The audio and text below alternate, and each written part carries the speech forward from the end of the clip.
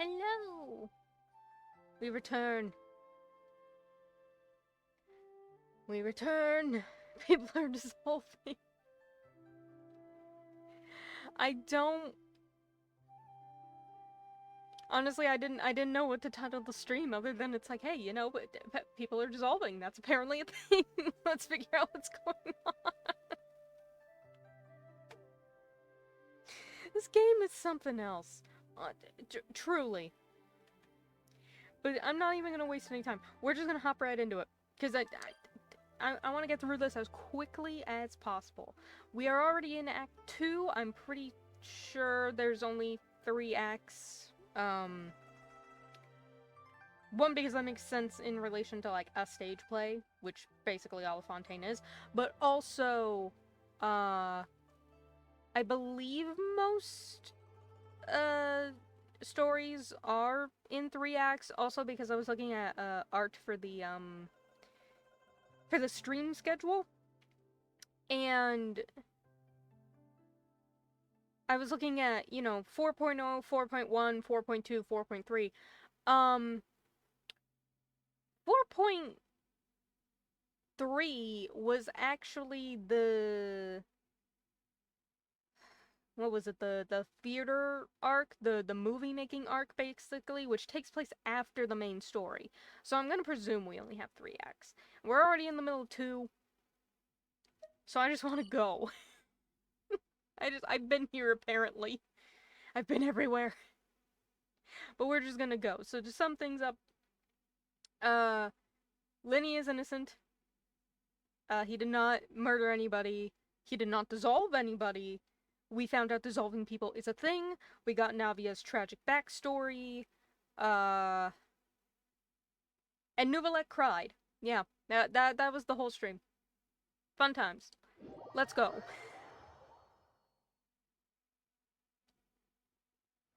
Welcome. There's a boat. Greetings, my queen. How are you? Whoa! What a huge ship!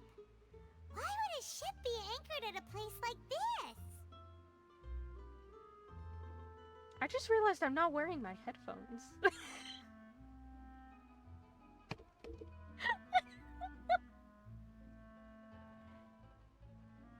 Like, I didn't realize that until Paimon started blasting out my speakers. Oh, hold up.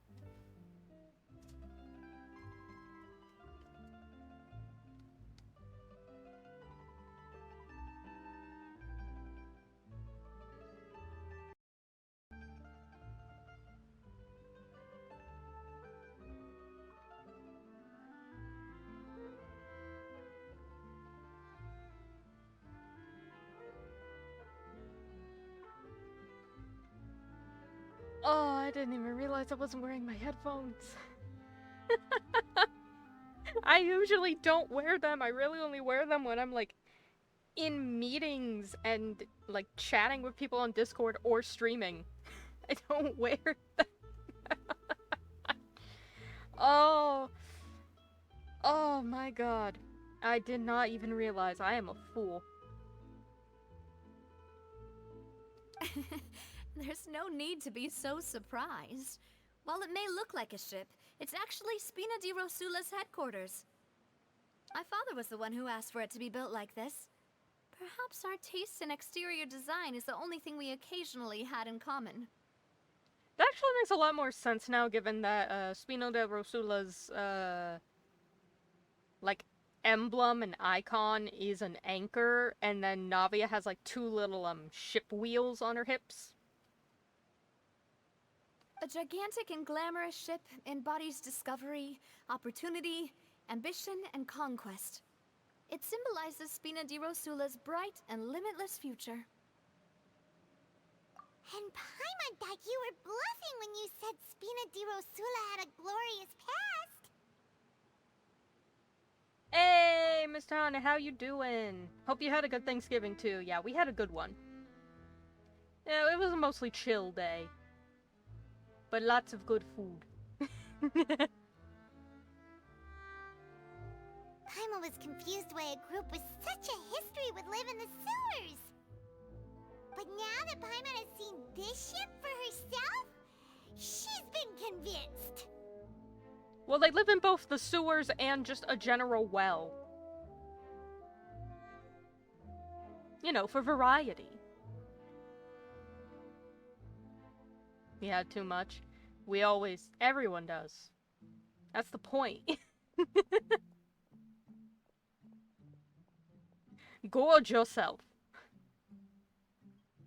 In merriment. In comfort. In deliciousness. Well, Poisson is where Spina di Rosula began, after all. It's our main base, our home. To the boat. I love a boat.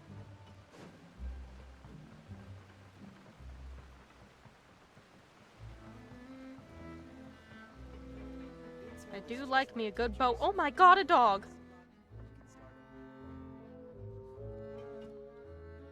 Precious.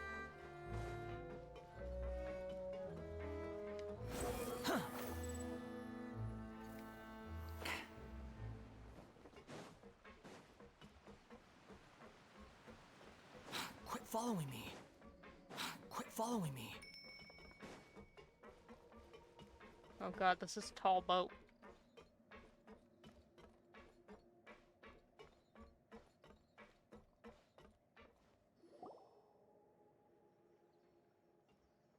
Melus, we're back! Apologies for the wait, demoiselle, and our most important partners. You said before that you still had some business at the court. What brings you back to Poisson so quickly? About that. It's because my partner here reminded me of something really important. You see, what if my father's case had something to do with water from the primordial sea? It's like, why are you back so quickly? Well, you see, she made Nouvelette cry, and so we dipped.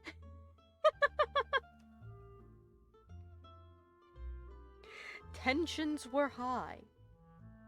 And it is such a nice thing how they, like, built that up with the whole, like, it starts raining suddenly after a court case happens, and then it's like, oh, primordial elemental dragon, wow. And then Fremene's like, oh, it's the legend of the Hydro Dragon crying. And then we immediately walk out of Nouvelette's office after he has that, like, interaction with Navia bringing up her dad dueling to the death. And immediately it starts to rain, and it's like, God, why? Why do you hurt me like this? But yeah, anyway, his friend was probably dissolved. You still remember, right, Melus? On that night, it was raining? Yes, the case was quite similar to that of Mr. Linney's. Both were what you'd call impossible murders. Could you tell us a bit more about what happened before? Yeah, of course.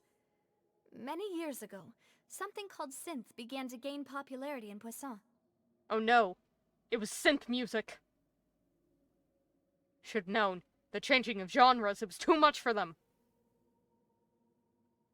At a glance, it was a kind of drink that could excite your mood and produce many pleasant hallucinations. Is synth just the fucking drugged Fanta that we had the night before?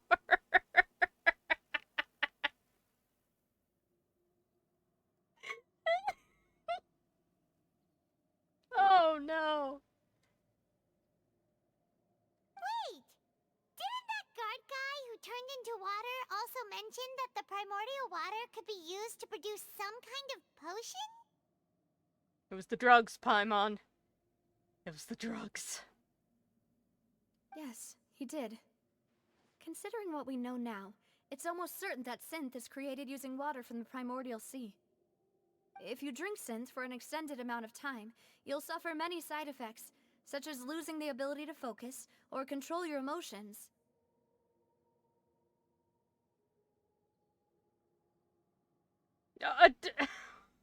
Jesus, I'm halfway through the statement and already, dude, what the fuck? It fell off the table and broke. Damn. Tragedy, dude. I'm so sorry about that. Wow. Ugh. Damn you, Gravity. Look at what you have done. Look at what you have wrought.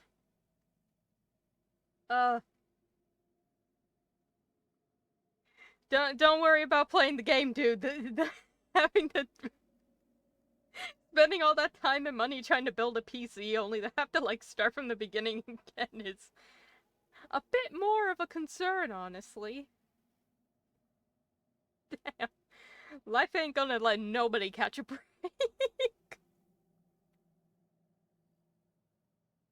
And if you were to stop drinking it completely, you'll experience flashes of paranoia and anxiety while lacking energy to do anything.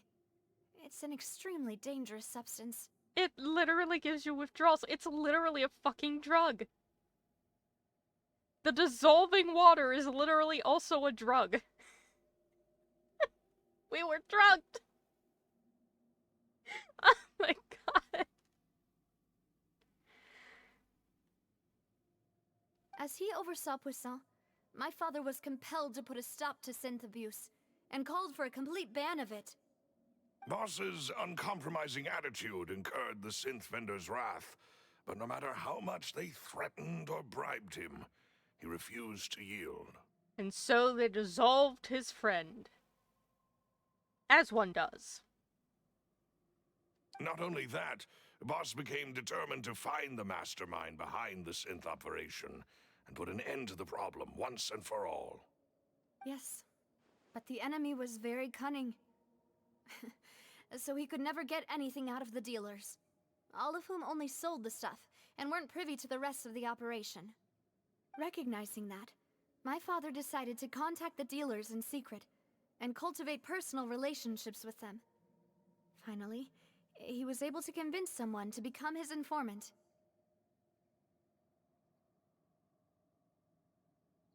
Yeah, fuck Gravity.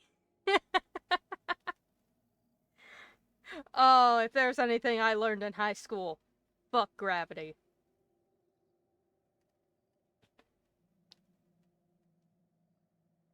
The man's name was Jacques. He felt greatly ashamed about his work after seeing many families destroyed by synth abuse. That night, my father hosted a banquet at his countryside estate. He planned to meet up and exchange information with Jacques over some food. And then he dissolved. But then, we heard 2 gunshots from the courtyard. We raced to the scene and found my father, still holding a gun, and Jacques, who was already dead on the ground. Okay, never mind. I retract my former statement. 'Twas not a dissolve, 'twas gun. Okay! I mean, much more straight to the point. You know what? Fair enough. I'm just...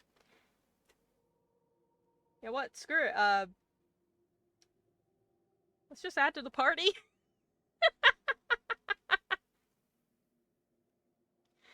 Oh. Oh boy. Okay, but then it's like... But then the thing is, it was raining. So somebody got dissolved. Also... Why 2 shots? I feel like that's gonna be important later. Why 2 shots? Huh? How did that happen? Aren't they on the same side? Sounds just like Lenny's case, doesn't it? In both cases, the culprit seemed obvious, but neither appeared to have any motive at all. Looking back on it, though, I now believe the most important clue was something we all overlooked at the time. There were pieces of clothing left at the scene. Yeah, because that was something I pointed out before. When the guard dissolved, the majority of his clothes dissolved with him. However, I made a very important point to note that, like, why did his hat and baton still stay behind? So it's a... Alright. Alright. Precisely. It's all thanks to you that I made the connection now. Back then, we all just thought they were some costumes that Jacques used to disguise himself at the banquet. But, considering it now, it's almost certain that they belong to a third person at the scene. With one extra person, we'll also need to reconsider why the 2 shots were fired. Exactly. I mean, it is true that the third person might not be the one to blame.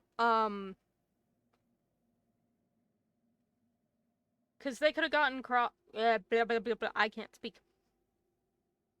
They could have gotten caught in the crossfire. They could have been, trying to take out someone with the gun and then accidentally ended up getting the water on them. I have no idea. You're right. We still don't know what happened.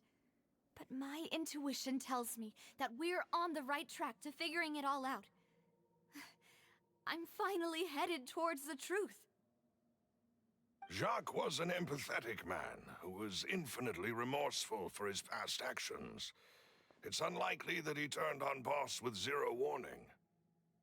I think this third person is probably the key to the full truth. On that note, however, even though this will not please you, demoiselle, as your and your father's butler, I must still offer a word of warning. Oh no. Melus triggered the sad piano. Our opponent is insidious and cruel. They are extremely difficult to deal with, and Boss has already lost his life trying to bring them to justice.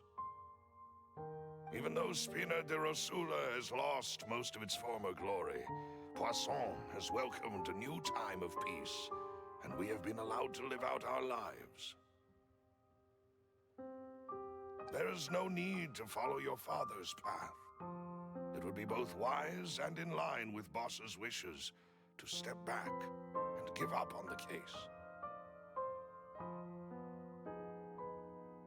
Hi, Ivy. Welcome to the stream. Can I introduce you to our new friend, Sad Piano Track? We're becoming rather familiar with him. If that's indeed what he wished for, then he should have told me that himself. Was I not the closest person to him? And yet, I was the one most kept in the dark. What was the point of him dying without sharing any of the secrets he knew? Did he manage to protect anything in the end? Synth is still here. Callus the Unfaithful is still his epithet. And Spina di Rosula is barely getting by. Nothing has changed. Did he think I'd just accept his meaningless death and live out my life just as meaninglessly? Go off, Queen. I've never accepted that. Ever. Not since that day, and certainly not now. I want to find out the real answer for everyone's sake. For the missing girls, for the victims, and for myself. Definitely go off, Queen. Navia. This is indeed the best moment to act. Your partner appears to be quite reliable, and more importantly, demoiselle, I think you're also ready to take this on. Hey, Xena, welcome! You know, right after you left last time, I know we were joking. Turns out it was drugs. Like, it just straight up actually was drugs. What a time. What a time. So you do know something else, Melus. Yes, I do. In fact, even before that banquet, Boss already knew of the connection between Synth and the serial disappearances case. But what drove all the tensions to the boiling point was the revelation that you, demoiselle, had been selected as the next target to disappear. Oh shit, they were gonna kill my queen. You know what? I'd shoot a bitch too.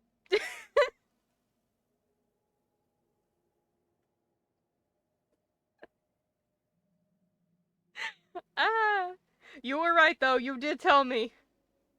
I thought we were making jokes. Turns out I'm the joke. Turns out we got drugged as fuck.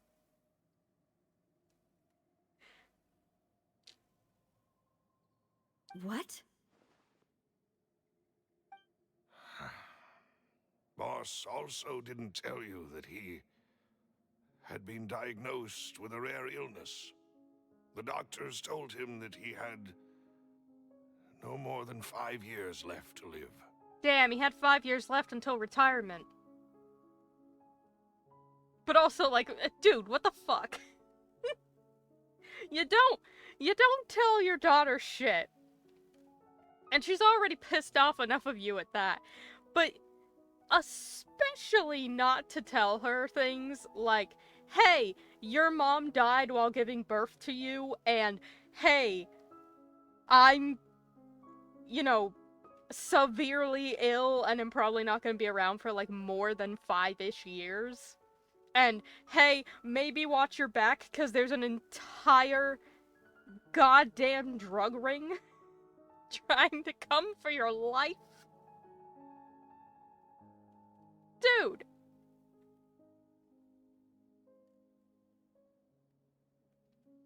Like, I get. But I'm gonna put the controller down. I get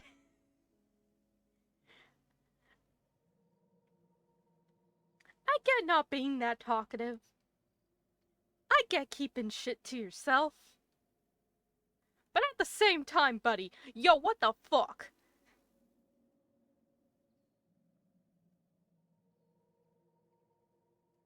Sounds like Jake from Adventure Time in my native language. Awesome.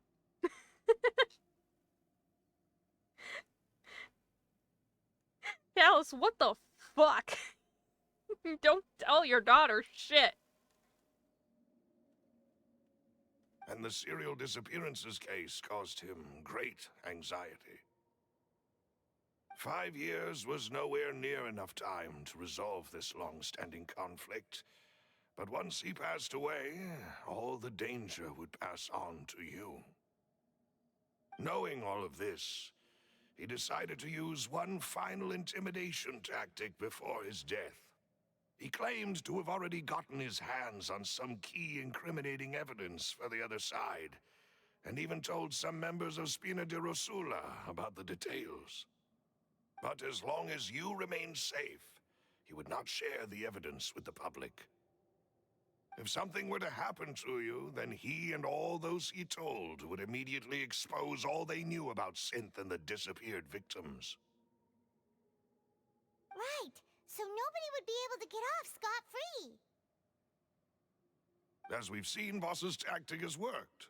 Even though Boss has been gone for a long time, the other side has not tried to take Demoiselle's life. Okay, great, but also, dude, what the fuck?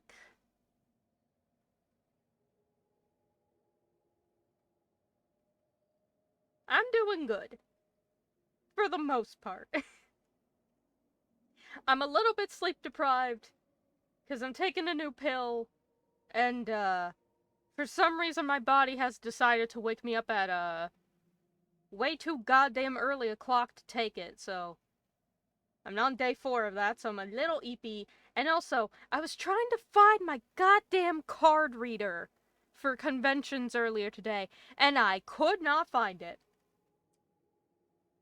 And it'd cost like $80 to replace that shit, so I better find... So I better find that tomorrow. But aside from that, I'm doing good. How you doing?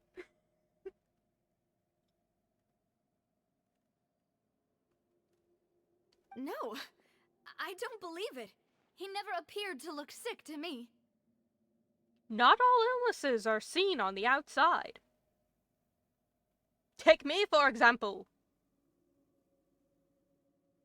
Never judge an illness by their look.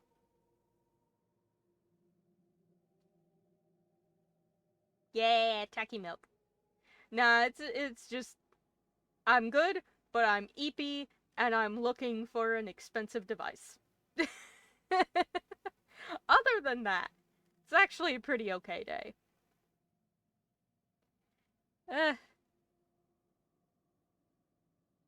No father wants their daughter to see them weak and haggard, especially someone as proud as Boss. To him, dying in a duel and suffering lasting dishonor as the unfaithful was still far preferable than losing face in front of his daughter. Illness, you say? Alright, you caught the short illness, alright? My ass is sleep deprived from a pill I've been waiting 16 years for.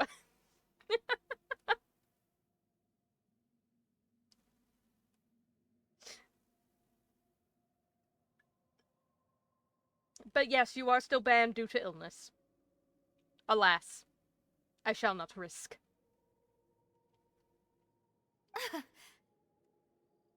So he chose to die in silence, so that he could protect me. I'm afraid you're not understanding this correctly, demoiselle. What Boss wanted to hand to you was not a parasol, but a sword. Okay, but that's still kind of fucked up, though. Gonna be honest. If Boss's spirit could hear you telling me that you want to find the answer for the sake of everyone involved, I'm sure he'd be extremely proud. Melou, she's crying. That fool. Couldn't he have just given it to me straight? No. He might have set up everything precisely because he never thought I'd be able to understand him. Is that the amount of confidence he had in me? And what if I was never able to make it to where I am now? No, these are valid concerns. I'm with her, honestly. Like, what the fuck? Yeah. I suppose that's true. With the way he'd set things up, if I had wanted, I could have just lived out my life without a care in the world. I mean, yeah, sure, but also still fucked up, though. But thankfully, he rarely talked to me about complex matters, and thus understood little of me as a person. In this case, he really didn't need to give me an easy way out. Melus, what was the key evidence that he shared with you? It's the location where synth is produced. Essentially, it's the enemy's headquarters. When he was threatening the enemy, Boss didn't share the specifics of the incriminating evidence he found. But if you want to use it against the enemy, you'll still have to take several things into consideration. We're gonna kick their door down. Why? If we know where the place is, can't we just go storming in? Kick the door down! You mustn't forget that we're fighting against a mysterious and dangerous organization that's been in operation for decades. There's no telling what might be lying in wait at their headquarters. We also have no idea what kind of evidence we may be able to find inside, nor what people we may be able to capture. But a single visit to their headquarters would be tantamount to a formal declaration of war. I've been to war before in this game, let's do it. Let's just go. I've already been to one. What's another? The worst case would be that we leave empty-handed. but also open ourselves up to full retaliation. Then, in that case, why not work with the Fontaine authorities? Or I already learned one of them was in the bloody ring. I don't think that's gonna help very much. Well, you saw one of them dissolve during Mr. Linney's case. We have no idea just Exactly. how thoroughly they may have been infiltrated. Exactly, he get me. He get me for real. Huh. That's true. Seems my father really had no choice. But things are different now. It should be a lot easier to prove the other side's guilt, now that we've connected Synth with the disappearances case. You sound like you've put a lot of thought into this, Maloose. I am the butler, after all. I live but to serve the boss and Demoiselle's will. Hell yeah, we love you, Maloose. I've always been willing to take on any kind of risk for your sake. But considering my relative lack of ability, I've spent my time keeping secrets, performing basic investigations, and waiting for the right time to come. Thank you for all of that, Maloose. Have you discovered anything new in the past few years? Let me think. One conclusion I came to was that the enemy must be quite familiar with Spina di Rosula, or at least have an informant planted here. They've been compromised. When I announced orders to the organization's members on Demoiselle's behalf, I used to deliberately keep a few people in the dark and observe the reactions of the synth vendors. If the vendors didn't change their plans, then the individuals informed of our orders must be innocent. If the vendors packed up and fled, however, then someone must have given them the news.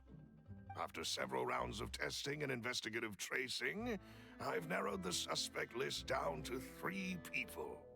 Oh, Maloose, you're such a goddamn legend. Did all the work for us. The first is Florent, Spina di Rosula's senior advisor. Huh? Florent? Yes, surprising, isn't it? He was one of the people Boss trusted the most, which also means that he was someone who understood Boss really well. Thanks to his position within Boss's innermost circle, he always knew our upcoming plans and could thus avoid capture this whole time. There's someone else like him too.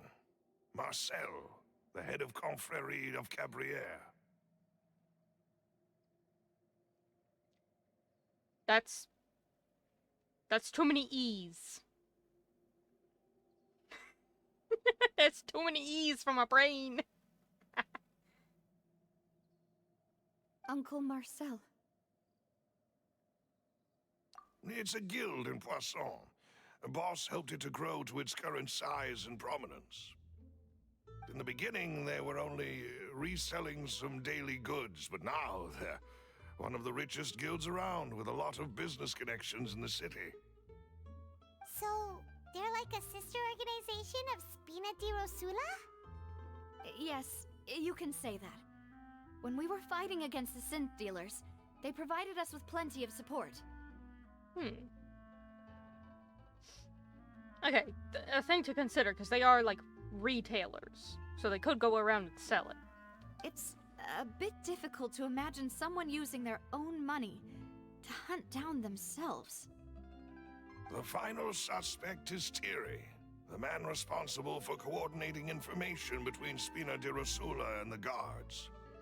Although the guards mostly leave us to our own devices, there are still many activities we have to report to the local authorities. Since Thierry is always in the know about our current activities, he could theoretically always plan one step ahead. I see. These are all people who I communicate with quite regularly. Keep your friends close, and your enemies closer. To think that the enemy we've been fighting against has been right next to me all along, among those I trust the most. It's almost too hard to believe.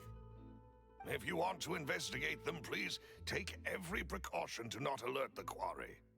Judging from our experience, the enemy is extremely cautious. Of course. And thank you, Malus. You've provided us with a lot of great information. You're too kind, my lady. I'm just doing my duty. And before I forget, proving Boss's innocence would also mean clearing him of blame in Jacques' death. After that incident, Jacques' wife and daughter were taken into the Spina's care. They still live in Poisson today. Oh, hell yeah, we can interrogate them. Dredge up the trauma. If it might help, you could also pay them a visit. I can make the necessary arrangements. Dredge up the trauma. Aw, thank you so much, Malus. You really are the best. A new case awaits, my dear partner. We knock on their door and it's like, "Greetings, I'd like to talk to you about your dead husband and father of 3 years ago. Just for funsies. Just, why am I asking? Don't worry about it. Don't worry about it." I hope we can work together to uncover the truth and end this case once and for all. Oh no. Is this a separate court record, or does this just add on to my other court record? Because if this is a whole ass other court record...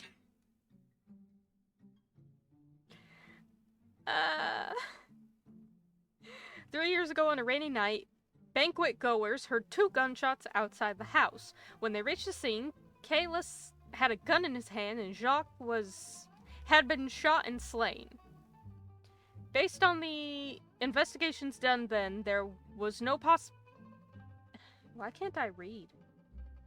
There's no possibility that anyone could have done the deed and escaped, and Kalis was thus adjudged to have been the culprit. God, words hurt me. Oh no, it's a new... Oh, you bastards. The second court record.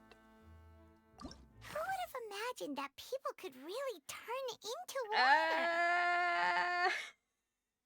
It's the second court record. This attorney's DL6 or this. Oh, we're gonna find out. Oh, we're gonna fucking find out. Here we go again. Try. Okay, well, there's not as much stuff this time. Depending on how much evidence they give me, we're gonna see. And I don't know, that Lenny case was pretty fucking convoluted, let me tell ya. Squall Fury.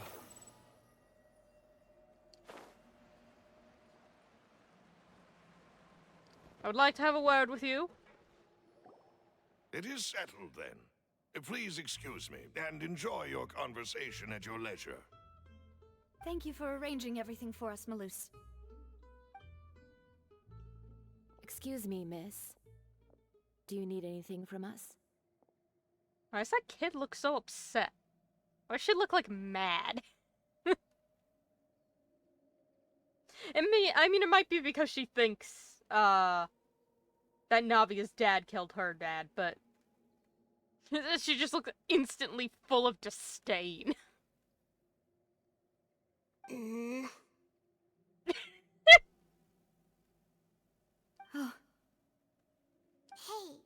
Navia's all quiet. This isn't like her at all. I'm sorry that I only came to visit after all this time. After what happened, I didn't know how I was supposed to face the two of you. Ah, if it's about that, there's no need to apologize.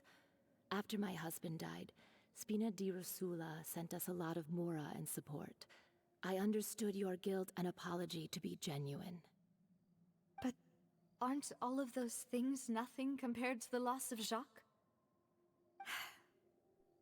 I can understand the kind of pain that comes with losing a father so needlessly. You don't understand at all. Oh, you sweet summer child, you know nothing. I didn't know how to face you, because I didn't know what I could possibly bring as a consolation gift. I know only the full truth could bring closure to you. And to all of us. Mm-hmm. I'm sorry. I appreciate the sentiment, but you don't have to carry all that guilt.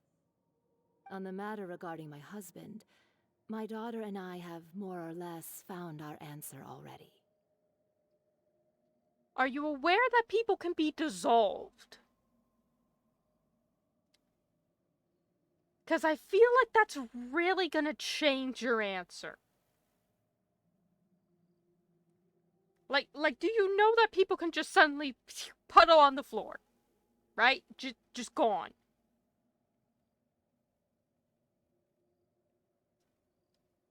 Would you mind sharing it with me? I really can't believe that my father could ever bring himself to shoot Jacques. I always knew that my husband's money was earned through others' suffering. He told me countless times that if he could turn back the clock, he would never go into the synth business again. He had many regrets, and felt that he took the idea of providing for his family too literally. For the longest time, he thought Mora was everything. So when Mr. Callis came to him with a proposal, he accepted it almost immediately. He tried to be as careful as he could, but even so, he was still found out by the higher-ups. They found out about his betrayal? Papa didn't say that exactly, but Papa did tell me that I should never be ungrateful. Before he left that day, he told me that he had no choice. It was only later that I realized it was his final farewell to the two of us. Oh shit. Okay. So in this instance, we have two guys who knew they were just gonna die. Like, the second Callus was taken to court, he was like, oh, no, I'm gonna be found guilty, so it's either go to trial, be found guilty, and die, or go into this fight and die. But if... So he's like, oh, final farewell to my wife and child, I guess I'm gonna have to go. I've got no choice. Oh, boy. So they could have ordered him to try and kill Callus, or they could have... It's interesting, because we saw the one guard at the trial start talking about their boss for this whole operation, and then, like, in right smack dab in the middle of the stage, without any warning, without anyone else coming in, they just puddled him. So, like,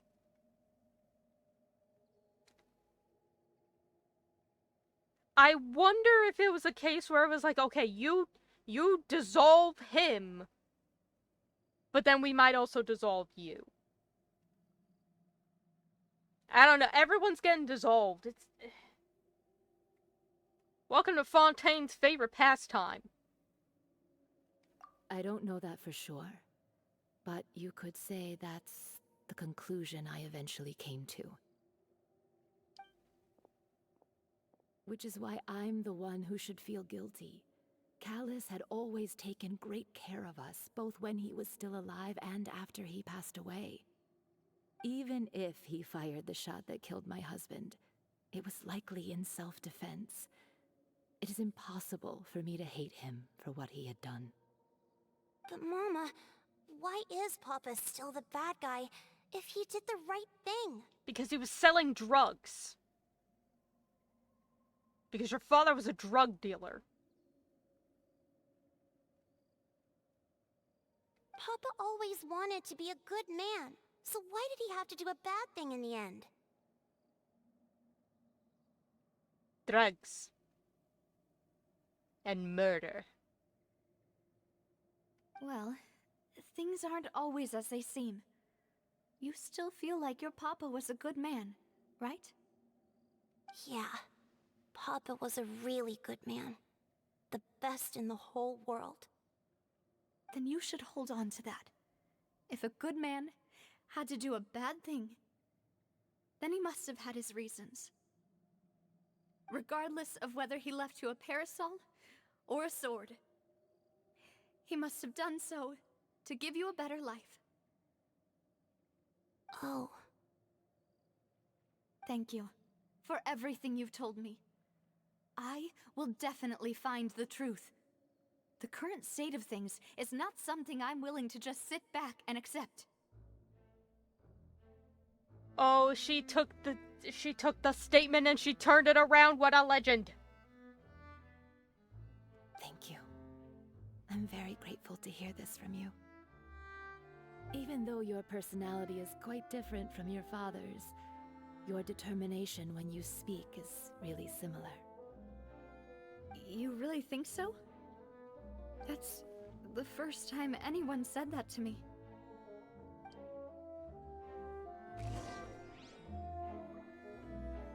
His family believes that he had struggled greatly with the order to kill Callus. Did Callus act in self-defense, or was there more to the incident? Turn your thinking around. Hell yes. I'll leave my husband's case to you. thank you, Miss Spina, and Miss Spina's friend. Can I interrogate the cats? I feel like they might know something. What do you know that I don't?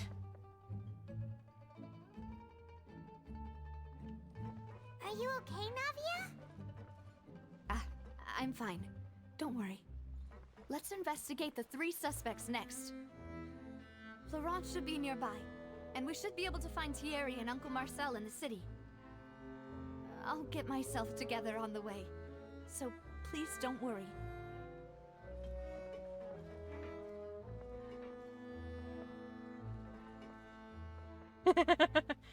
Yeah, so, you know how in Roger Rabbit, they put him in the tank and he just completely melted?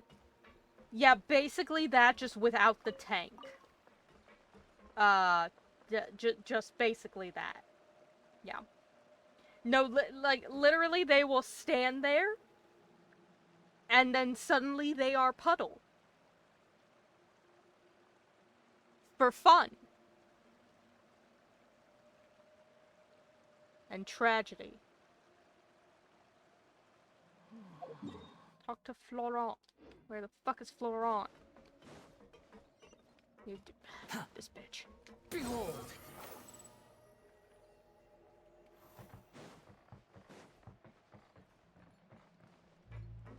What? Yeah, what? How do you think I felt? The fucking water dissolves people, and you just stand there and you go, what? What, you mean we can just what? They just dissolve. Just accept it. Don't worry about it. Greetings, boss. How may I be of assistance today? We just immediately deck him in the face. Who are you working for? I'm sure you've heard about what happened at the Opera House. Someone got turned into water right in front of us. Yeah, I've heard. With something that dramatic, I'm sure journalists will milk it for all it's worth. And it'll be all the talk for the next several weeks. It also reminded me, on the day that the incident happened with my father, it was raining outside, and we found some clothes left at the scene. Oh, we're just going for it. Can we vote for Fontaine as most messed up nation in Tibet? I'm gonna hold that thought. Because honestly, some of the other ones are pretty fucked up, I'll be real. It's in the running. It's most certainly in the running. We'll see how it fares to the end. After my partner here put the dots together for me, I feel like we should try to reopen his case. Can you do me a favor and try to recall what happened that night? Let me think. Mr. Callus was feeling pretty upbeat that day. So he was drinking and bantering away with us at the table. After that, he told us that he wanted to go get some fresh air. So we let him go without thinking much of it. Who knew that we would hear 2 gunshots ring out right after? My first reaction was that Mr. Callus's life was in danger. So I grabbed my holster and made a mad dash toward the scene. But when I got there, it was already too late. Mr. Callus was standing over a dead body with a gun in his hands. All we could do was look back and forth at each other, not knowing what to say. So you also remember 2 gunshots then? At least we have consistency. Indeed. The guard said that the first shot didn't hit anyone, while the second killed Jacques. But I've never really bought that explanation. Oh my god, what if one of the bullets had the water in it?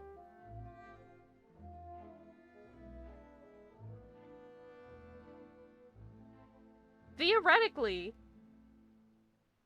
you could... I don't know if they're gonna do that.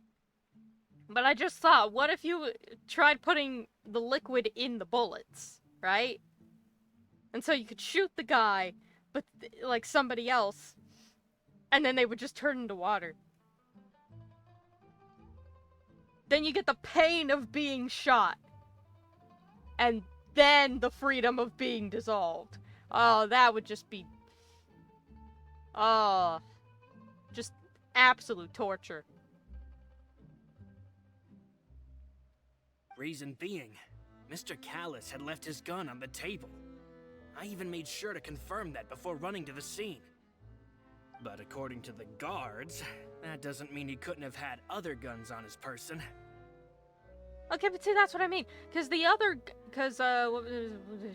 Jacques? What if it was his gun? And what if he had the water in one of the bullets? It's a thought. I could be entirely wrong. But it's a thought.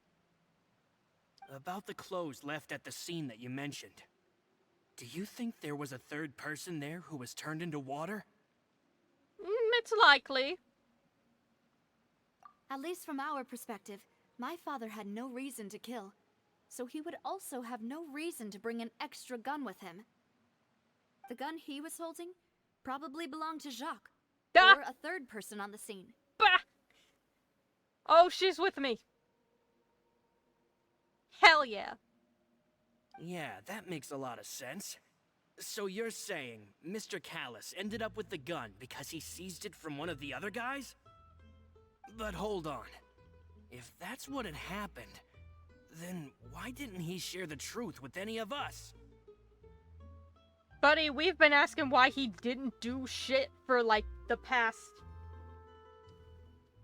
how long have I been streaming? We've been asking that for the past hour, man.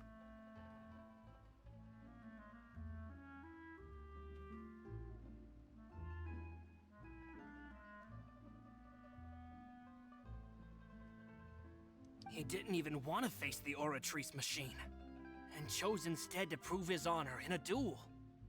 Did he lose all faith in the courts after seeing someone dissolve right in front of his eyes? About that, Malouse told me a thing or two. So, I think I can understand why he committed to the duel. I'll tell you everything once the whole truth has been revealed. I understand. Then, I'll leave Mr. Callus's honor in your hands, boss. And if I may just say one more thing. The whole Callus the Unfaithful epithet has been a thorn in my side since the day it was invented.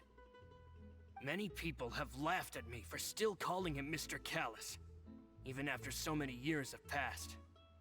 But it was Mr. Callus's trust that allowed me to rise through the ranks of Spina di Rosula and live the life I lead today.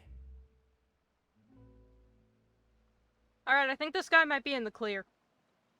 No matter what others might say, he'll always be the man I respect the most. And he'll always be my boss. Well, either he's in the clear or he's just a really good actor. Don't worry. I will definitely find the truth. You and all our other comrades at the Spina deserve to know the truth as well.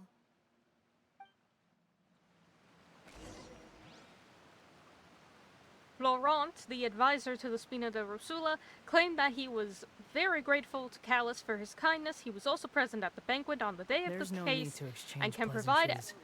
Riku. It's rather pathetic to force Riku, a please. conversation just to occupy silence. Riku, please, I'm trying to read the court.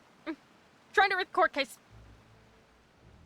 And can provide evidence that Callus did not carry a gun with him when he went out. Okay. Thank you, Florent.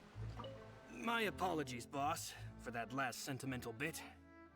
It's just... many years have passed while I've held my tongue. It's not often that I get to share my true feelings with others. Go off, King. Alright. Oh, this bitch is in the court. Welcome to the court of Fontaine. I hope you enjoy talking to people for the sake of a testimony. Enjoy your next 2 hours. Greetings, sir. Hey, Thierry, it's me. Oh, now, what brings you here, Miss Navia? I've heard that you made quite the name for yourself at the Opera House. Oh, so you've got news of that already. Oh, okay. Hey, I'm also a member of the Guards, you know. The way you make it sound, people would think I was sent off to Poisson because I had done something wrong. Are you sure there isn't a little bit of truth in that? Under normal circumstances, shouldn't you have been called back to the city already? I mean, where I work is really up to me. Let's just say I enjoy the ambiance of Poisson. And I don't enjoy your manner of speaking. Automatically, he just seems so fucking either suspicious or just really doesn't give a shit about his job. Callus did a fantastic job running the town, building Spina di Rosula from the ground up and clearing many obstructions in my way. It would be next to impossible for me to find a similarly easy but high-paying job in the city. Anyway, enough chit-chat. Are these 2 friends of yours? You, here for some formal business? Yes. These 2 are my partners. What happened at the Opera House made us realize that Linny's case and my father's may be related. We're trying to reinvestigate the details of my father's old case. Ah, I get it. You think there might be more to the case now that we know people can be dissolved into water, right? I was also flabbergasted when I first heard of it. If you want to go through the original files from your father's case, I can help you look for them. That'd be much appreciated. Thank you. Actually, I have another question. Do you have the authority to dispatch Gardamex? You know, I completely forgot we got, like, fucking ambushed by robots the moment Lumine woke up from her drug trip. What the fuck is happening in this nation?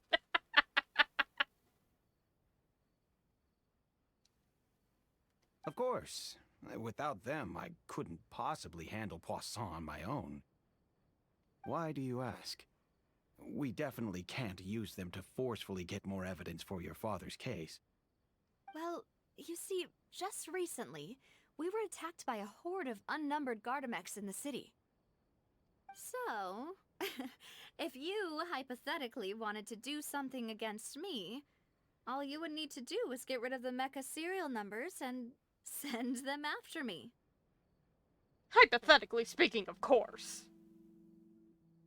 Just in a haha what if situation. Then you think too highly of my abilities.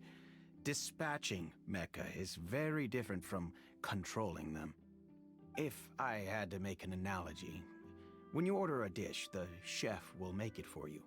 You can ask the chef to cook, but not to massage your shoulders or carry your baggage. If you try to make unreasonable demands, the chef would just think you're out of your mind and ignore you completely. The same goes for me and my Gardamex. Removing a serial number is also not as easy as you might think. There are a lot of complex steps to it, and it's almost impossible to keep it a secret. So I can promise you, those mecha were definitely private units. So they've got an army. They're certainly not cheap. So, whoever their owner is must be super rich, powerful, or both. Now that you mention it, though, being in the synth business would definitely be profitable enough to afford this. It's that drug money, man. Making bank. Oh, then you're officially in the clear, Thierry. Oh, well, thank you for the vote of confidence, Navia. Jokes aside, I'd like to wish you all the best with your investigation. I'll be staying in the city for a little while, so just come find me if you need any support from the guards. Okay, well, if they're in the clear, then it's gotta be the last guy. The area is a person responsible for official contact between Spina Ursula and the guards. According to him, only the sufficiently rich can privately own large numbers of Gargamex. Alright. I'll see what I can do for you in Spina di Rosula when it comes to guard stuff, but don't go advertising it to everyone else.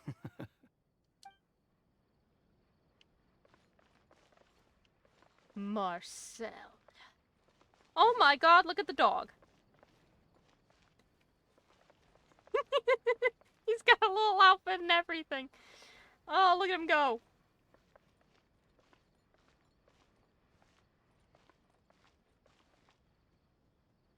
Cute little guy. Welcome to Palais Mermonia.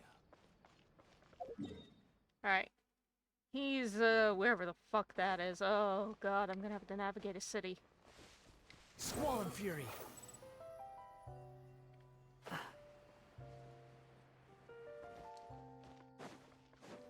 He's somewhere in this direction.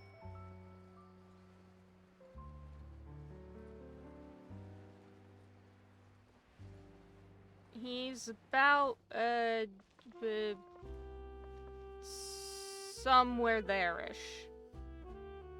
Oh, the fancy dogs. Wait a minute.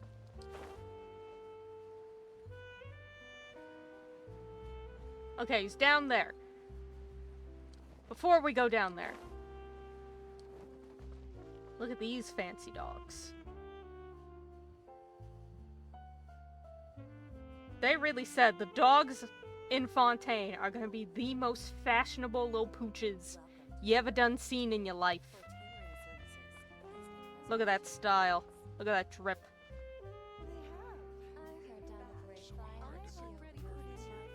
Glorious.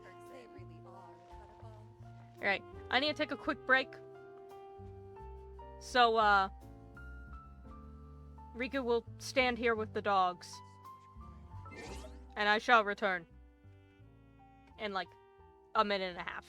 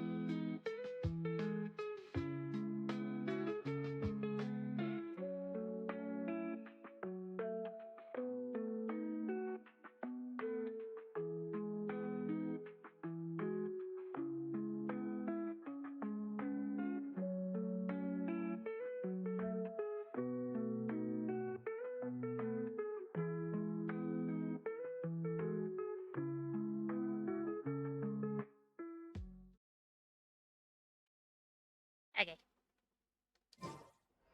Now. There's no such thing as pure Now- freedom oh in my this god, world. Riku. Even the wind cannot blow on forever. Riku, we're on a case. There's no time to be philosophical. Hello. How may I help you? I'm here to see Marcel. Could you please let him know? You can just say Navia's looking for him. Sure. I will let him know right away.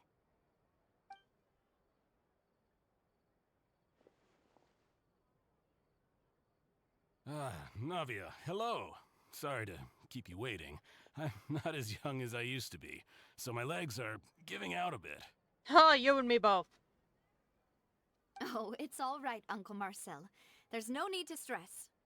I just wanted to talk to you briefly about what happened in the Opera House. I'm sure you saw everything too, right? Yes, I've never seen anything so strange. Oh, you were at the Opera House too? That's right. I went there with Navia to see the magic show. Who knew it would turn into a whole murder mystery? I also witnessed your marvelous sleuthing work. Quite impressive. I do my best. To beat the Hydro Archon at her own game on her own turf, I can already imagine everyone in Fontaine discussing your exploits over a few glasses of wine. Oh, Paimon doesn't want to become the talk of drunkards.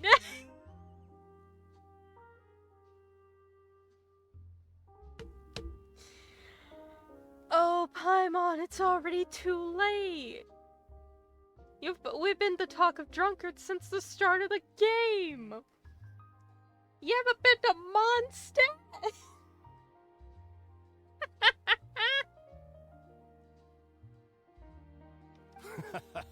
Apologies. It's just how Fontaine is as a nation. Everyone loves drama and theatrics. Uncle Marcel, you've also noticed that other thing, right? The fact that humans can dissolve in water? Yes, I was reminded of your father's case right away. Is that what you're investigating now? Exactly. I still don't have much solid proof, but I can sense that the other side has already begun to act. Oh, and what makes you say that? We were attacked on Araneus by some unnumbered Gardamex. And there was also an attempt to get me to drink water from the primordial sea. Oh yeah, I completely forgot about the murder attempt. I was so distracted by the fact that Lumion got drugged, I completely forgot that the whole thing about Paimon accidentally drinking Navia's drink, and that if Navia actually drank it, she would have died. Completely. You know, I retract my former statement. I think Fontaine actually might be the most fucked up name. I think you might be right. We got a 20-year-old serial missing persons case. We got people dissolving into water. We got murder attempts on Navia's life. We got random Gargamel attacks. Literal just an entire drug ring. I still can't believe it. We play court cases like they're plays. It's everyone's afternoon entertainment. I don't know what's going on here anymore. People live in a well. If not for the vigilance of my partner, I probably wouldn't even be here talking to you right now. Oh, you're giving us too much credit. Wasn't it you who protected us? Alas, it seems things are heating up again. The peace that Callus sought so dearly will soon become a thing of the past. But rest assured, Navia, Poisson will always remain a safe haven for you. If you're scared, you can always return there. If anyone dares to lay their hands on you there, the Confrérie of Cabrières will use its funds to the last Mora to bring them to justice. Thank you, Uncle Marcel. But I don't intend to go into hiding. I'm going to strike while the iron's hot. Do you have any new thoughts on my father's case? About that. Sorry, my age is catching up with me, so it'll take me a while to recall my memory. The Confrérie was responsible for that banquet, so I was out and about the whole time making sure things were running smoothly. I didn't even have the time to drink with the guests. Okay, but did you hear 2 gunshots? So that's pretty important. Then I heard the sound of a gunshot, and the rest was history. A singular shot. Oh, you fool! You half giveth yourself away! You absolute buffoon! You fool! Oh, it's okay. No need to push yourself. We'll ask around some more. See if there are any valuable clues elsewhere. Ho ho ho! Oh, you bitch. Sounds good. Just let me know if you ever need Mora. And he's rich as fuck so he can afford some Gargamex. Oh, you bastard. All my wealth comes from Callus's patronage and support. I'll spend however much it takes to clear his name.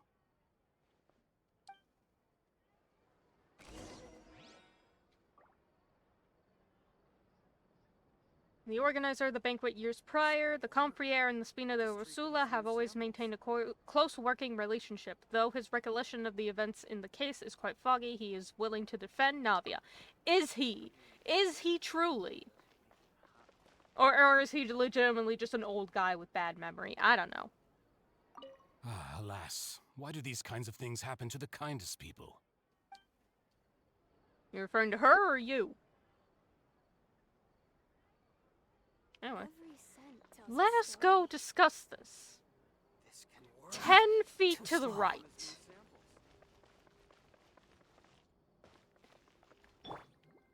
And at a higher elevation. Burst. Behold. Okay. We've talked to all 3 suspects, purely based on their conversations with me. I guess it was at a high enough elevation to trigger the cuts.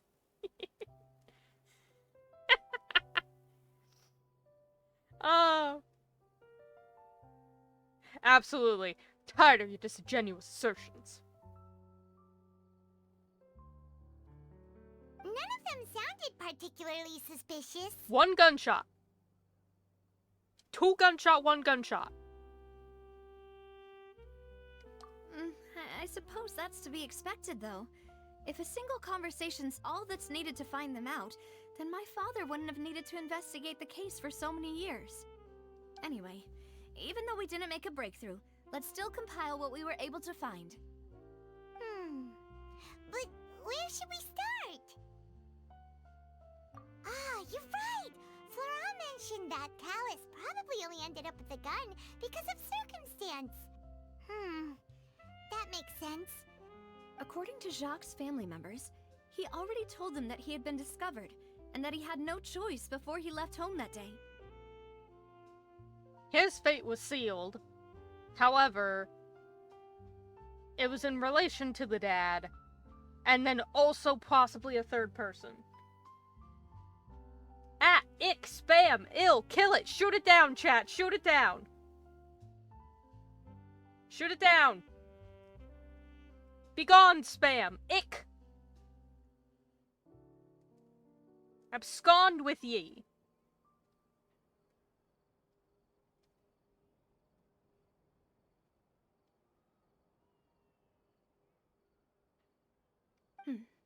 If I had to guess, he probably received an order from the synth boss to kill my father. Had he refused, he and his family's lives would have been forfeit. So, Jacques fired the first shot?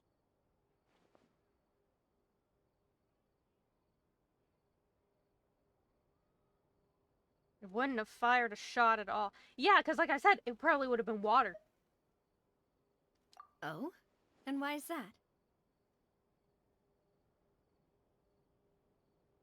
Yeah, see, that's what I said. Because of the guard at the opera house, when he was talking about the boss, he disintegrated. Not disintegrated. I'm sorry. Disintegration implies dust particles. You know, this is dissolving. Very different. Where solid versus liquid. I got my states of matter wrong. All right, put me in the brig. Put me in the brig, everybody. I got my states of matter incorrect.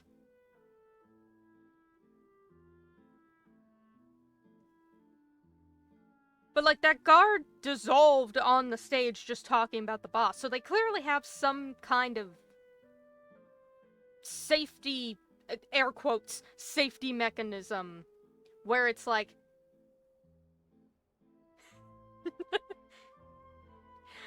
they clearly had some sort of safety mechanism, again, safety in air quotes, to basically ensure that the boss would never be found out. So, like, even if he did kill Callus, there's nothing to say that they still wouldn't have dissolved him somehow. Ooh, that's a good point. Jacques probably already knew that he was just being used as a tool for murder, and once he had completed his mission, he'd be of no more use to his boss. Huh. So, what would make more sense from his perspective would be to turn his back on the Order and seek protection from my father. Yeah, so if he went to the other guy and was like, hey, I need your help, then they may have actually sent another guy after him to take both of them out. Because if they knew he had already betrayed them, there was no guarantee that he was actually going to go through killing the guy. There was no guarantee he was going to go through killing Callus, and then, even if he did that, they were going to kill him anyway. So then he would have just been like, dude, they're trying to kill me, they're trying to kill you, we gotta figure this out. And so they probably sent another guy to try and kill both of them. Makes sense. But without evidence, that's still just a theory. A game theory! I had to do it once. I had to. I'm sorry.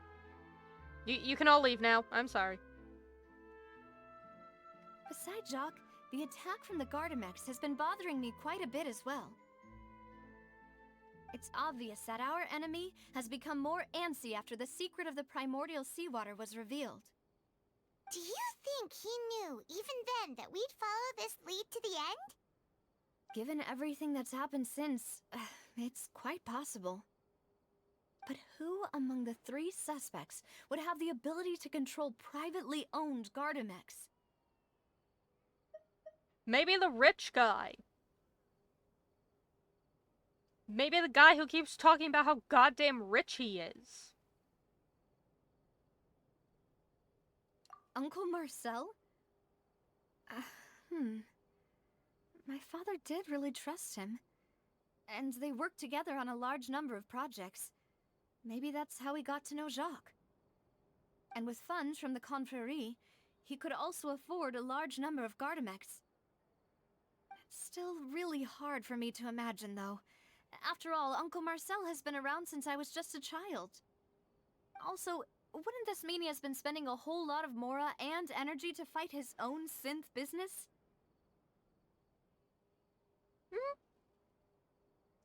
He could just be funneling it back in, you know. Oh, I guess I'm just wrong? Okay. Well, I feel like it was probably this guy. I don't know. Thierry, you say? Huh. It is possible that he's figured out a way to convert the Gardamex for personal use. But I didn't feel like he was lying when he was talking to us about the mecha.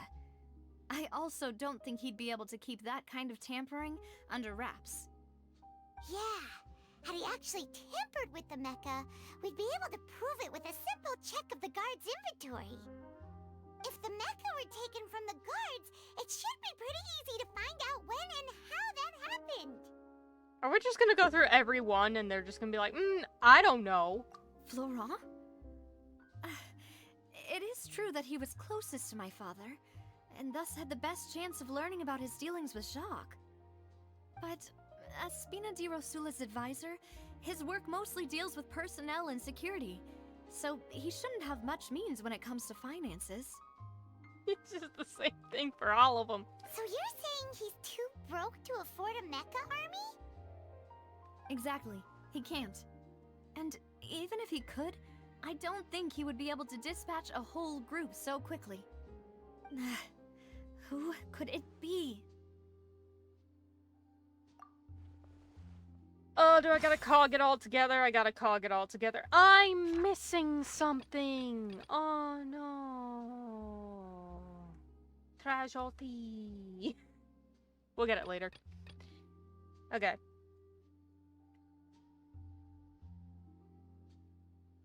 He was also present at the banquet on the day of the case and could provide evidence that he did not carry a gun with him when he went out. According to him, only the sufficiently rich can privately own large numbers of Gargamex. Yeah, I still feel like it's this guy. You know, if you think everything through, Uncle Marcel is indeed the most suspicious of them all. Thank you! Fucking... Don't make me second guess myself like that. He's the richest of all of them. And again, one gunshot. I heard a gunshot. Bitch, there were two.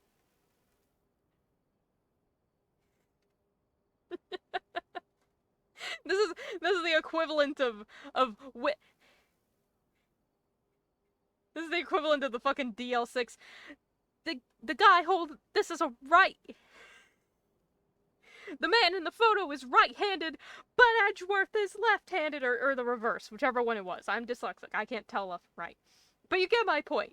It's that kind of shit. Could we be missing other suspects? Malus didn't know about the people turning into water thing when he narrowed it down to these three, did he? Malus has always been very reliable, and his judgment of others' trustworthiness has been fair and well considered. When he laid out his case for the three, the rationale he gave me made a lot of sense as well. The suspect is knowledgeable about the Spina's internal affairs, has the means to dispatch Mecha to assassinate us, and possesses significant intellect and foresight. Even if I don't want to believe it, I'm starting to see how things could all tie back to Uncle Marcel. What did I say earlier? The good old saying of keep your friends close and your enemies closer? Just saying. Well, we still have another trump card on top of all the theorizing and speculating. Oh yeah, I forgot there was a whole fucking location we had to go to at some point. Yes, Malus did say that charging straight in there would be extremely risky, but we don't have any other options right now. We need far more solid proof before we can hope to go charging in on our enemy. Navia, here you are. Oh, I've been looking for you. Huh? Aren't you the guy from the guards? Did something happen? Yeah. News came from Irenaeus just after you left. We've got another trial on our hands. Up, back to the Opera House, everyone. Wasn't that place built specifically for holding trials? What's so newsworthy about this one? I know. But they said the person they're putting on trial is a Fatui harbinger called Tartaglia.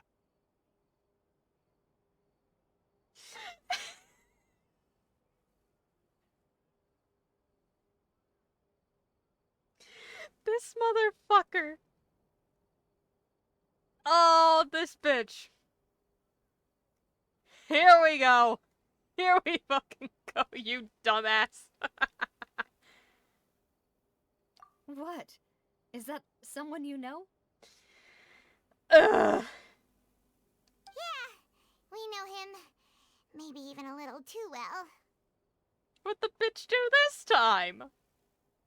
Well, he's been accused of being the true culprit behind the serial disappearances case. It's absurd, don't you think? No. No. The serial disappearances have been going on for 20 years. This motherfucker fell into the abyss at like 14 years old. And then he joined the Fatui, and he's like, I wanna say he is like 20. What the fuck are you talking about? Wait, how? None of our investigations have had anything to do with him. That's what I thought was strange about it, so I came to tell you the news right away. Also, if you need me to testify for any... Motherfucker, he was in Liyue. He was in Inazuma. I saw him like last week. This motherfucker's everywhere. Alright? It's like, oh my god, he's kidnapping and, or more importantly, dissolving all these young women for the past 20 years. Motherfucker, he's not old enough. First and foremost. Secondly, he was in the abyss for a good long while. Third of all, he hasn't been here in forever. Like, nah. If the charge against him stands, then it'll be next to impossible to get the guards to support any of our planned investigations. Right. Because they'll think they've already found the culprit. Yeah. And it'll be a lot harder then to clear Mr. Callus's name. I haven't been on this dialogue very long. Don't worry. I understand. Well, partner, what do you think we should do? We still haven't found any conclusive evidence. Ma'am, we need to go to court. This motherfucker's about to get himself locked in prison.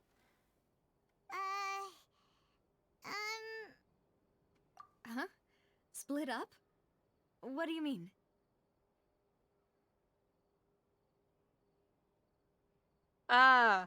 Alright, we're gonna go beat some ass. Just as expected of my partner. Since this is a trial about the serial disappearances case, the culprit's attention will be focused on Irenaeus, leaving his home base wide open. But I want to go to court. I want to see... I want to see child be on trial for murder. You're right. This is our best opportunity.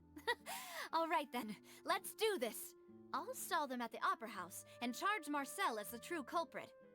I won't have any chance of making that charge stick, though, unless we find more evidence. It'll be up to you to make it back in time and hand the decisive evidence to me. We'll help you, just like you helped us in Linny's trial. Reverse. Uno reverse card. Demoiselle, please allow us to accompany you. I'm ready. Ah, Malou, Silver. When did you two get here? We heard that you'll be leaving Poisson and figured that you might require our assistance. It's our hope that your confidence will be bolstered with the two of us by your side. Thank you so much. Then, let's make haste for Irenaeus. Paimon, Traveler, I'll see you at the Opera House. See you then! Ah, there it is. Combining the information regarding the Gargamex and the investigation results so far, it can be concluded that there is only one person who can have a large number of Gargamex in his possession and run the synth business without leaving traces. This person is none other than Marcel. Let's go beat his ass! Now that Navia has set out for Irenaeus, we should also get going. They punted me out here. Already been marked on the map, so let's head over. They just said, just go. Don't even bother walking over. We're just gonna take you there. Huh. According to Malus's info, the synth production base is underwater. Let's go and try to find the entrance. Hell yeah. Water time. Oh, how I've missed you. Fontaine Ocean. My beloved.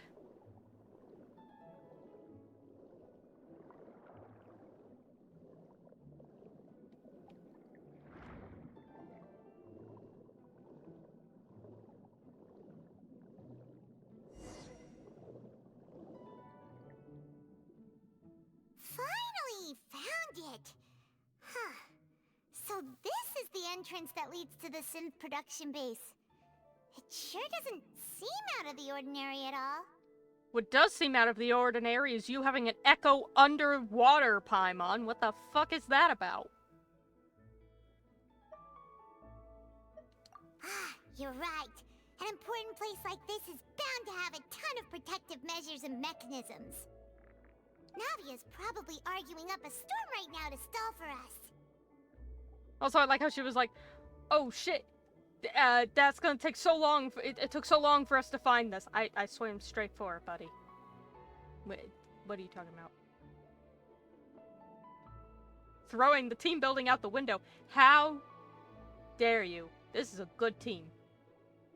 I built everything around Wanderer.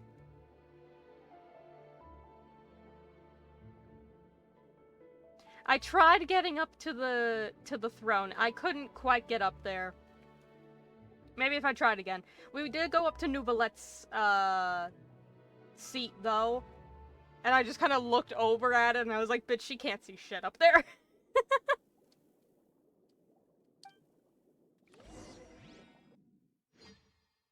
Oh god.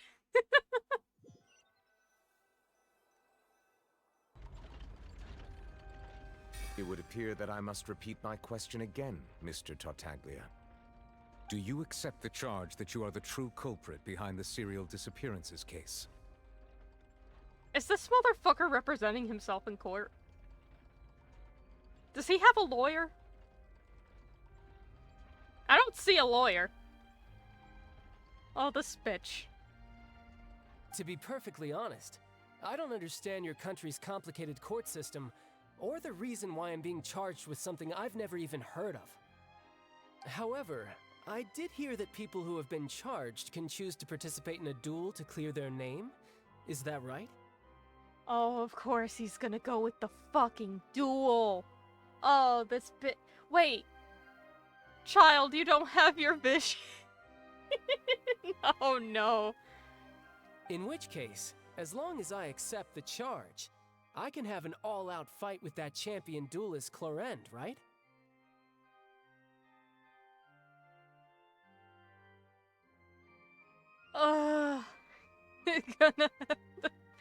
This motherfucker just wants to fight everybody. I've got to admit, that's one of the most enticing offers I've ever received. When I privately sparred with her last time, she was obviously holding back. Real disappointing. Karina, you can't see anything. Like, we're put at this perspective to be like, oh, look, this is how she sees it. But no. Notice that the camera is at a way higher height than where her eye level actually is. If you lowered the camera to her eye level, you wouldn't see shit. Hey!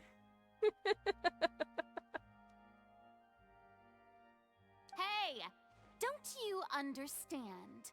You're currently the prime suspect for a major case. This isn't the place for you to be looking for fights. Oh? Sounds like the Hydro Archon wants to lecture me on the ways of the Opera House. Then why don't you duel me too? I'm the kind of student that learns best in the heat of battle. This bitch. No. That's not what I meant. This motherfucker's just down to fight everybody. Alas, it would appear that communication with the defendant is going poorly, and we have made very little progress. In that case, let me explain everything from the very beginning again. The goal of this trial is to determine the culprit behind the serial disappearances case.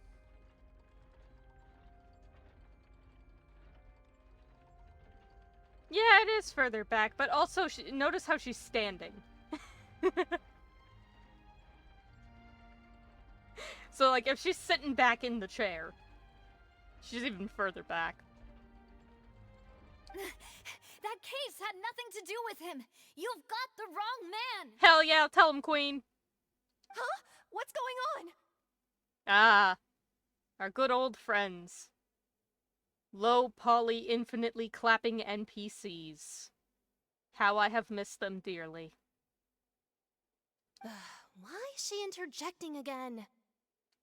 I told you it couldn't be one of the Fatui Harbingers. Miss Navia, this is the second time you've interrupted the court proceedings. I only tolerated your behavior last time because you were able to provide the court with a key eyewitness. Well, guess what, bitch? She's about to do it again. But that was an exception rather than standard court protocol. I can very well charge you with contempt of court for your interjections. Oh, please. Did you ever think I had any respect for this place's pointless theatrics? Oh, fucking tell him. We can put that discussion aside for now. I'm not here to argue with you. I'm here to charge the true culprit behind the serial disappearances case. And if my charges prove true, then Tartaglia here will be proven innocent by default, correct? Oh, a young lady has charged in and offered to clear my name. How fascinating. Well, I'd gotten half bored to death by all these rules and procedures anyway, so I'll take you up on that offer. This motherfucker, he doesn't care and he ain't even taking it seriously. Also, hell yeah, Navia is a baddie. She deserves to be. So, Your Honor, is there nothing else for me to do now? You may take a seat for now in the audience, but that doesn't mean the suspicions against you have been lifted. I love how they're like, you're still on trial for like 20 years worth of disappearing woman, but you know what? We're gonna bring in another guy, so for the time being, just go sit in the audience, you know? Just go chill with everybody else watching the show. Don't even worry about it. We'll bring you back up for your trial when it's your time. For now, just go sit over there next to infinitely clapping NPC number 25. Now then, Miss Navia, who is the person you would like to charge instead? That person is...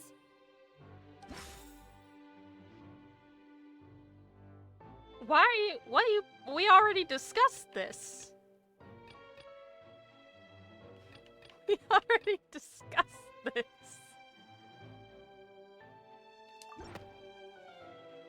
I'm not even here. The head of Confrérie of Cabriere. They're like, you must attorney again. Bitch, I'm not even here. Huh? What confrérie? Never heard of them in my life.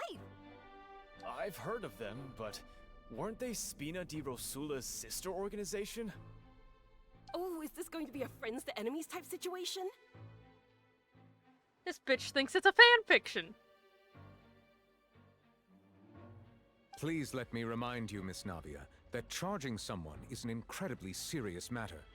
Committing to the charge also means taking on the legal responsibilities associated with it. And if the charge fails, depending on the circumstances, you may also be charged with the crime of making a false accusation. Knowing this, do you still wish to charge this man? Yes, I do. Spectacle of the theatrics of justice. Yeah. Exactly.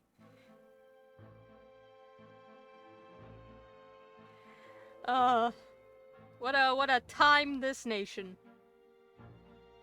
In that case, I declare the charge to be valid. Miss Navia and attorneys, please take your places on the court. Attorney is currently breaking down door in place. Members of the guards, please contact Mr. Marcel right away so that he may stand trial.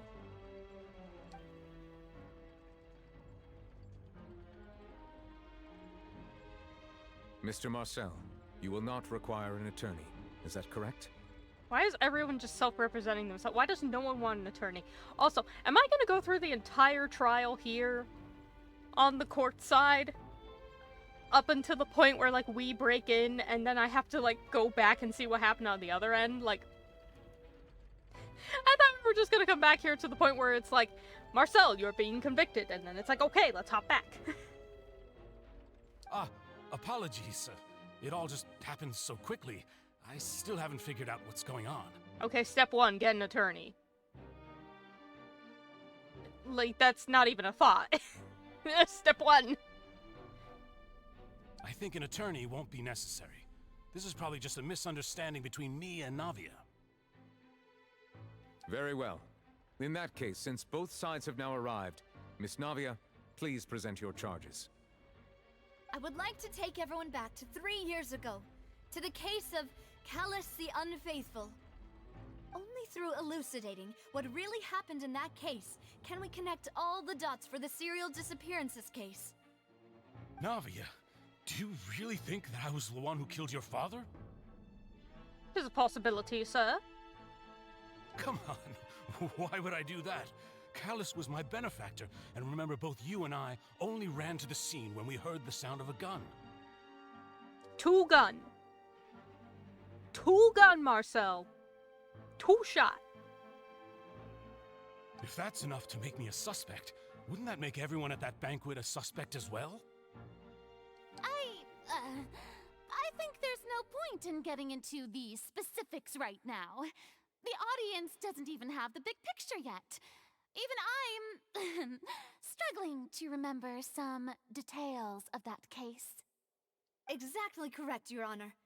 I must refresh everyone's memory about that case before I can explain my charge and reasoning. I see. In which case, I will recount the findings about that case as originally recorded by Maison Gardiennage. Oh shit, we're fighting Nublet. On the day of the murder, Spina di Rosula hosted a large banquet in a countryside estate owned by the Confrérie of Cabrières. Oh shit, we're fighting Nublet. Oh no. During the banquet, all attending guests heard 2 gunshots from the courtyard. When the guests arrived at the scene, they found the primary suspect, Callus, holding a gun, while his acquaintance, Jacques, lay dead from a gunshot wound. The guards' investigation did not recover any other firearms from the scene. As a result, they concluded that the suspect's first shot must have missed, while the second must have taken Jacques' life. The suspect did not dispute this conclusion, and also declined to defend himself in court. Instead, he chose to prove his innocence through a duel. Pull undisclosed information out of your ass.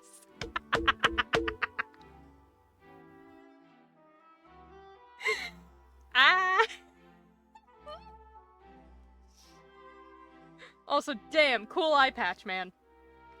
Callus was defeated by champion duelist Clarande in the ensuing duel, and soon succumbed to the injuries. These are the known facts about the case. Alright, but have you considered? People can fucking dissolve.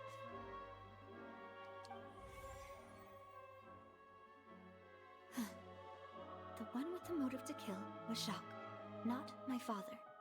And even so, Jacques still had no reason to pull the trigger. In truth, the third person shot Jacques first, and was shot in turn by my father when my father seized the gun from him. After that, the true culprit turned the third person into water, erasing all traces of him from the scene. Yeah, okay. Thank you for the summary, Your Honor. Of course, the guard's conclusion appeared quite sensible to us at the time. However, we should revisit the case now that we've gained new information about the abilities of water from the primordial sea.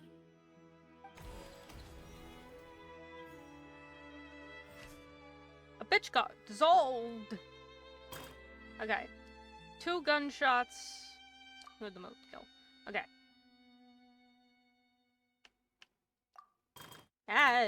Controller, please stop fighting me.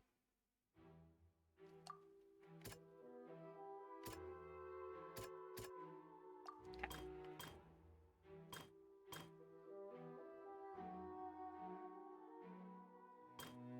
Alright.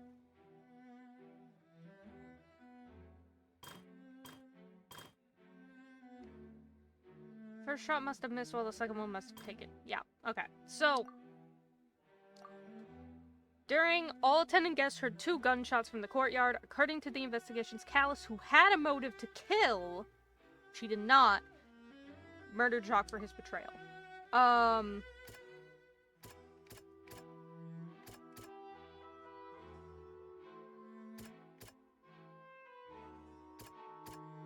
He didn't even have a gun. Something's... Okay, never mind. Okay, hold on. Order. The order of the things is always the stuff that kills me. He did not bring a gun with him. Yeah. What do you mean, you bitch? Alright. Lay dead on the ground. Concluding a reinvestigation, it is now certain that Callus did not bring a gun with him. Moreover, details of the case point toward the possible existence of a third person. Because there's the clothing of an unknown person. First shot Jacques, then turned to shoot Callus, only for Callus to wrestle the gun from him and kill him instead. Uh-huh. The first shot must have missed, while the second must have taken Jacques' life.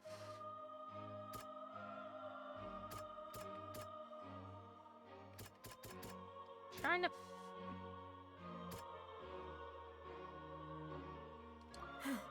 No. Oh, it's the order of the things. 2 gunshots. Who had the motive to kill? He didn't have a motive. The testimony of the victim's family confirms that Jacques had thoughts of assassinating Callus when he set out for the banquet. However, unfortunately for Jacques, the true culprit had already considered this possibility and had sent out another assassin.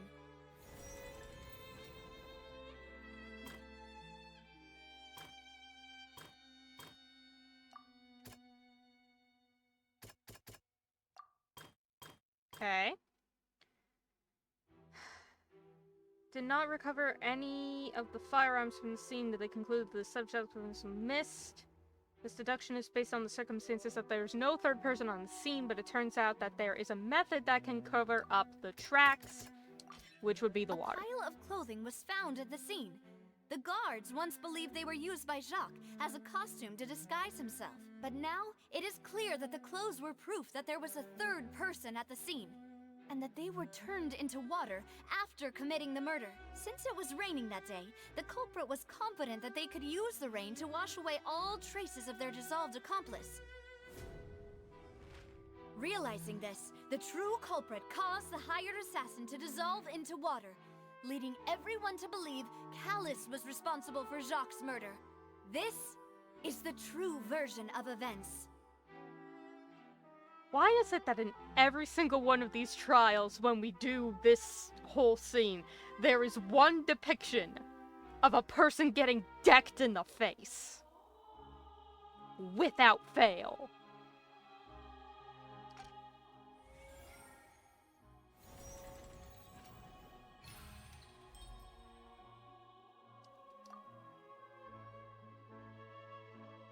Ah, so that's what happened.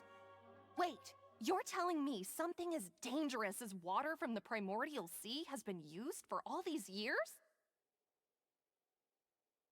Yeah, no shit, honey. What the... Were you here for the last trial? What do you... This should not be a shock. What a great theory. It also explains Callus's and Jacques' respective motives.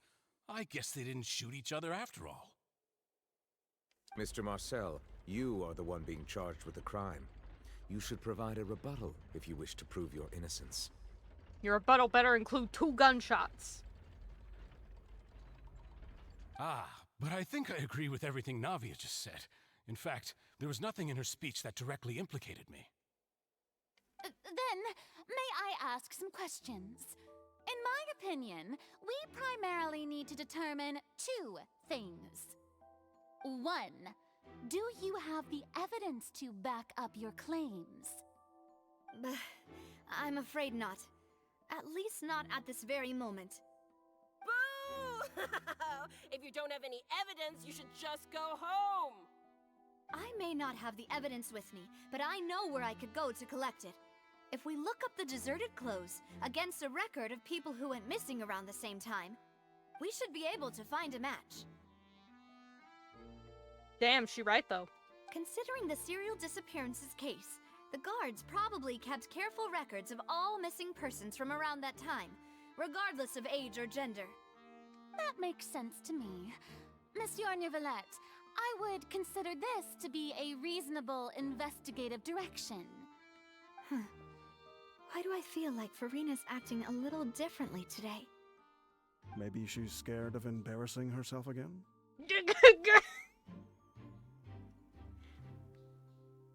Silver, you're not supposed to say that out loud!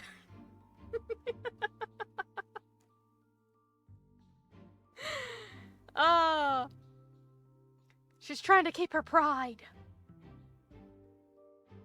But yee, question.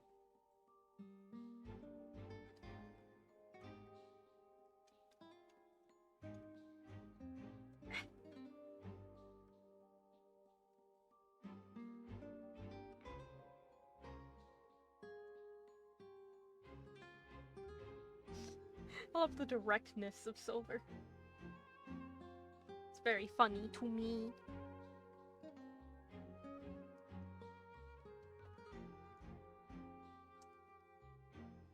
My throat.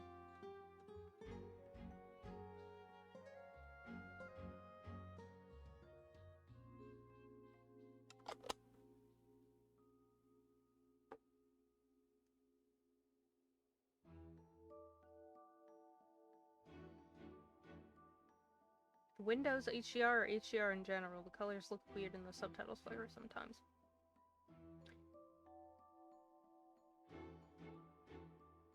I have no idea, because the subtitles aren't flickering for me. I have no idea. In terms of the screen.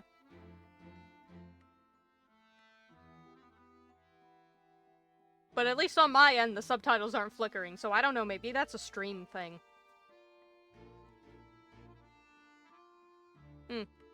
I shall investigate later. Alternatively, she's become more diligent after charging an innocent citizen in the last trial.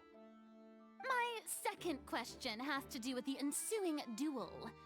If the truth is indeed as you described, then why didn't Mr. Callis explain himself in court? If he had testified that a person had been dissolved, he could have at least mounted a defense. No, he couldn't. No, he fucking couldn't. Yeah, by the by, people can be dissolved. Okay, where's your proof? I don't have any. And then you would have been like, well, fuck you then, and killed him off anyway. I've thought about this too, and the answer is actually pretty simple. He felt there were things that were more important to him. The dissolving power of water from the primordial sea is an important secret for the true culprit of the serial disappearances case. My father could have exposed it for all to see, but he chose to take it to the grave. At that time, Spina di Rosula was in dire straits, and his reputation had already been shattered. He had no guarantee that going forward with the truth would allow the culprit to be brought to justice. Yeah, it could very well be Twitch's compression. It happens sometimes. Especially when the bitrate gets really low. Stuff gets weird. What was certain, however, was that it would paint a gigantic target on my back. Boss once told me that Demoiselle had already been selected as the next target of the serial disappearances case. What? If the secret had gotten out, the culprit would have fought an all-out war with Espina right there and then. I wouldn't have been the only one in danger. All of us would have stood to lose our lives. Of course, the guards might eventually figure out the truth of the matter and determine that we were in the right.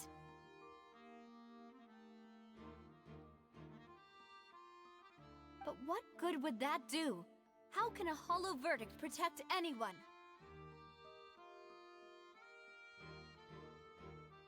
Looks like the player, I'm not full screening this.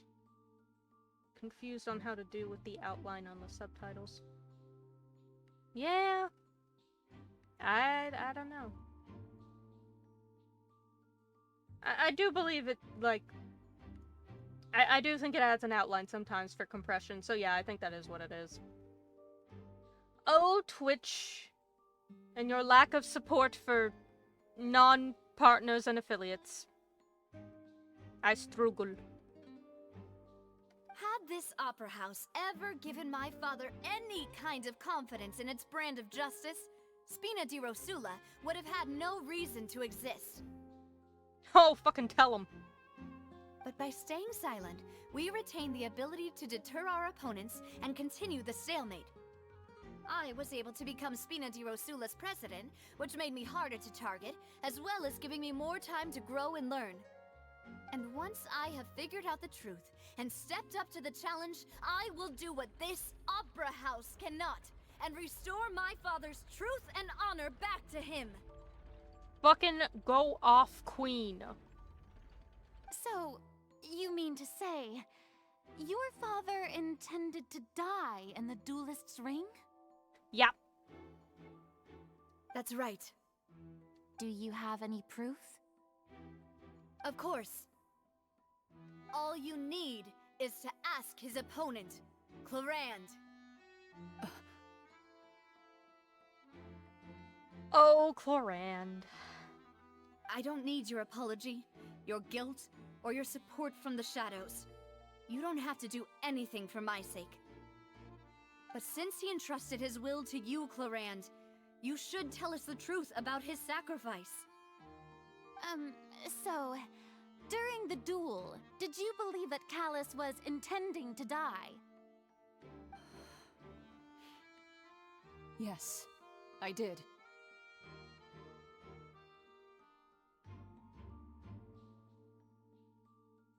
As a champion duelist, I've fought many battles and taken a countless number of dishonored lives.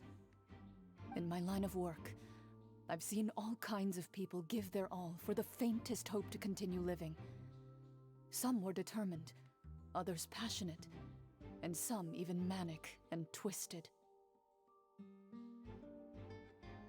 I'm on higher resolution. Ah, my throat. No, I play at 1080p, and I stream at 1080p because that's the maximum that my computer can handle. I think it's just a matter that it's probably a mix of compression and signal.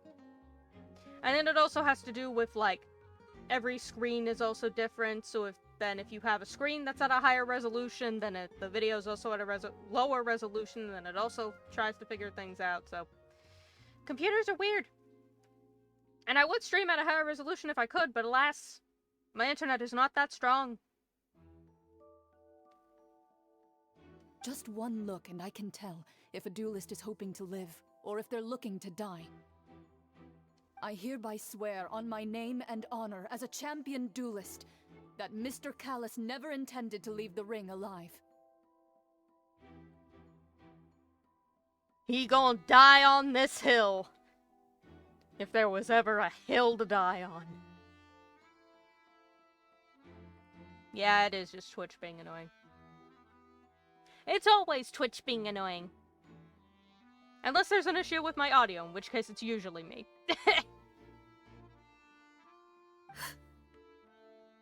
Since that's your testimony, I have no more questions. It appears there really are good grounds to reopen this case. I concur.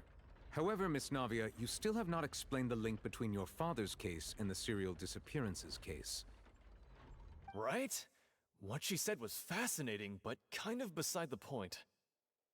Wait, weren't they just talking about the serial disappearances case? Of course, Your Honor.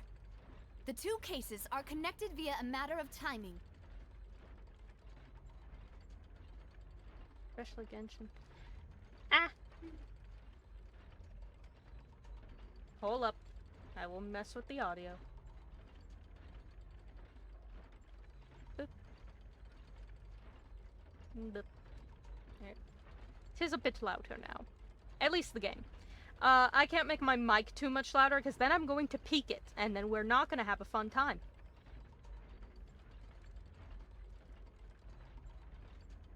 In my father's case, the culprit intended to kill both Jacques and Callus.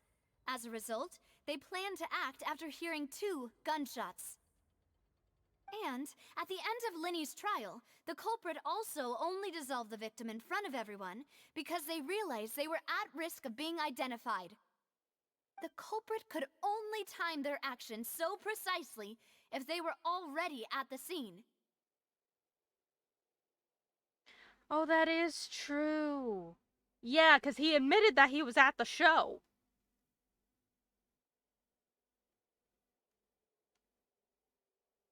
That's right. Marcel admitted that he was there. He came with Navia. Oh, bitch, you outed yourself. Oh, you fool, you absolute buffoon. Coincidentally, Marcel attended both the banquet and the trial.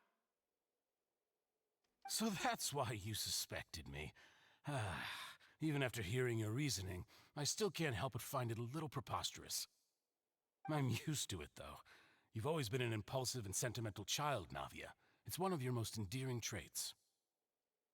No need to appeal to pathos. Thank you, Silver.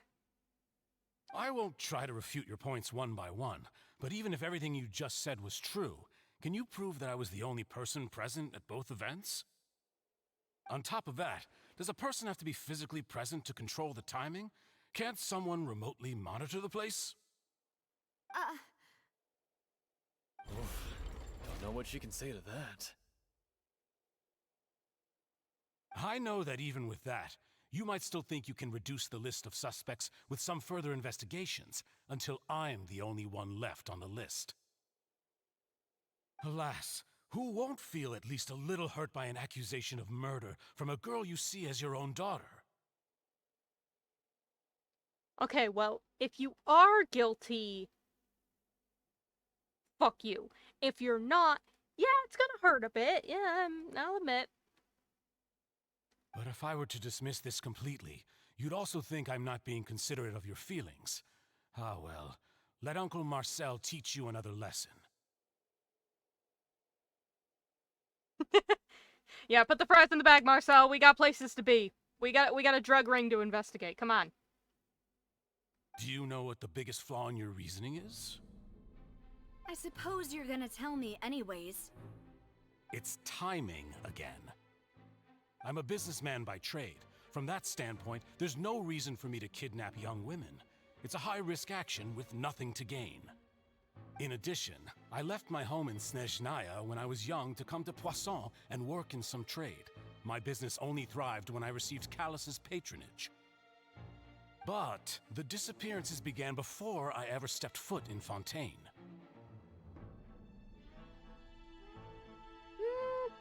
Doesn't mean you couldn't have been, like, brought into the ring. Like, you gotta understand, this has been going on for 20 years. We're assuming that this is all, like, constantly happening under the same person. But there's no reason to suspect that, like, in that 20 years, it's never changed hands in terms of who's in charge.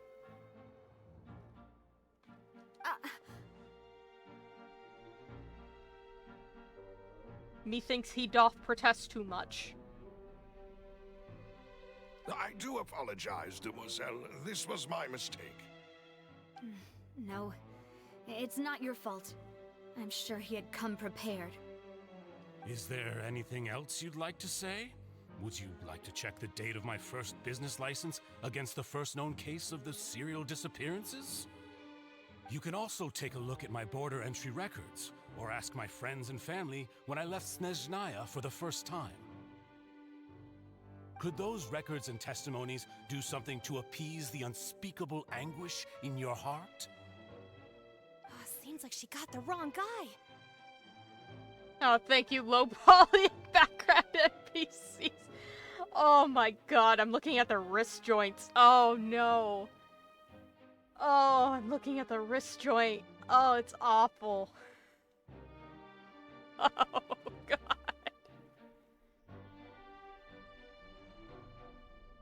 Oh, they're completely frozen except for their arms, and the wrist is absolutely clutching out.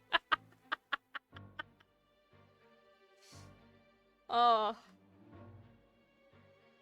At this rate, Navia will be convicted for falsely accusing him.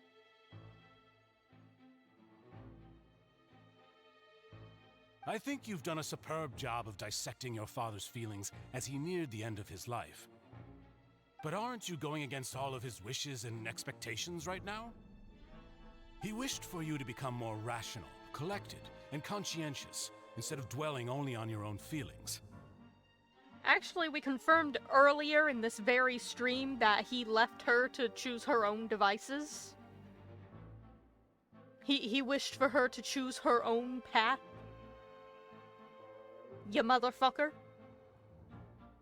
Once you've learned to be more considerate of others' feelings, and to stop rushing headlong into things, you'd have met most of his expectations.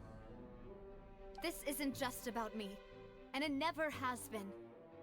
The biggest difference between me and the rest of the victims is that I still have the ability to search for the truth, while that same agency has long been taken from them. The people whose families were destroyed by synth abuse, the people who lost their loved ones to the serial disappearances, and the people who suffered tragic ends due to their sense of justice. Go off! Many people's images are flashing before my eyes. I'm sure some are coming to those of you in the audience as well.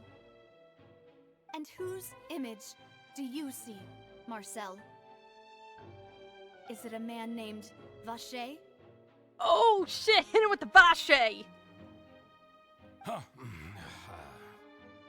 We got him. Pack it up, boys. Oh, so you do know that name. I'm merely surprised you'd suddenly say the name of someone I've never even heard of. Yes, because everyone gets surprised when you tell them the name of someone you've never heard of. Instead of going, who the fuck is that? I was waiting for you to say that. Oh, finally. Finally. Welcome fucking back to the ocean. God damn. I just wanted to murder some people. I didn't ask for this. Quit following me. Oh, party set up now. We're fine. Don't worry about it. Come into... I'll protect us. The wind rises.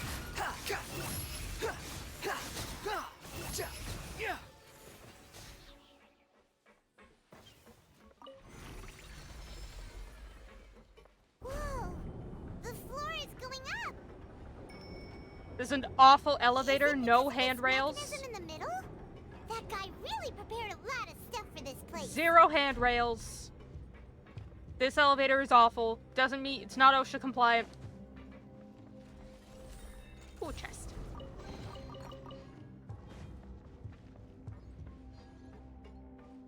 Well, he may be dealing in drugs. But at least he's got fish.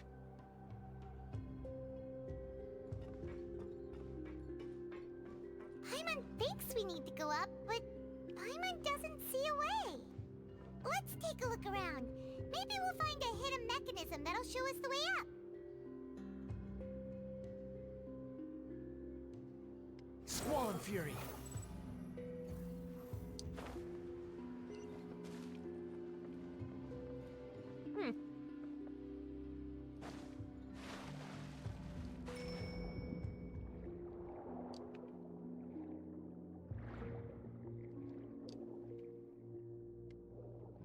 Oh, that's right. I need the, I haven't been in the ocean in so long.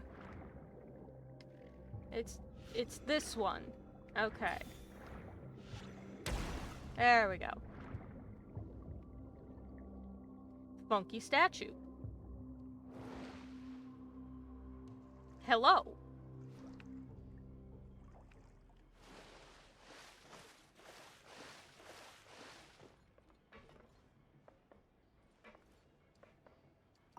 Grover when there's OSHA violations.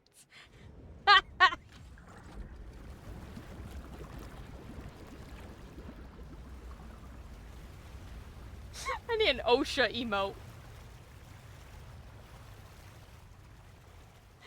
I need a like angry faced OSHA emote. Water level is rising. Now we can swim to the top. But this is still a ways away from where we need to go. It wasn't OSHA compliant. You need handrails, goddammit. You bastards. But I do, you're right, I need to make an emote for that. It should just be like angry face and just say and just say like OSHA on it or something along those lines. Or not compliant. I don't know, whatever I can fit in the tiny little emote.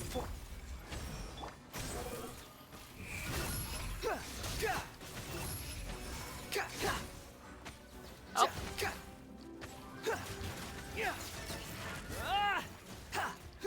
Behold!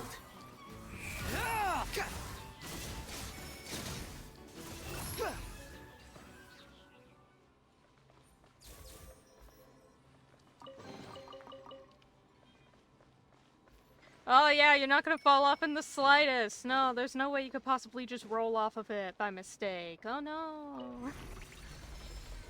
You bastards and your lack of safety regulations.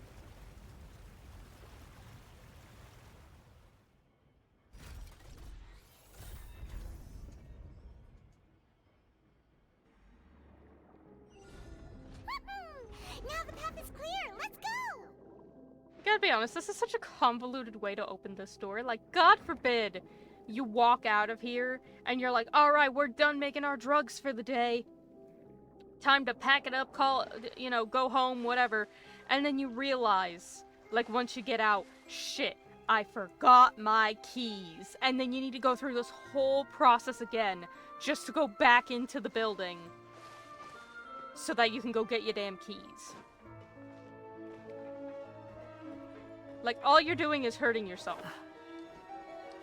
I get it. It's a drug ring. You want security. You don't want people just walking in you.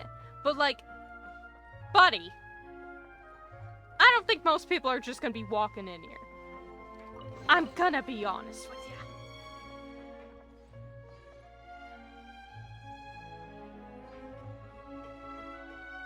You're right, I'm expecting too much of them. I'm expecting far too much.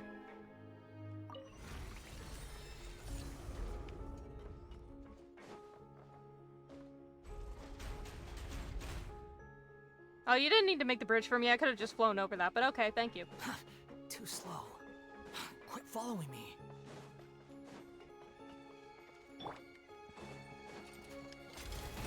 By royal let's dance. Squall and Fury. How amusing.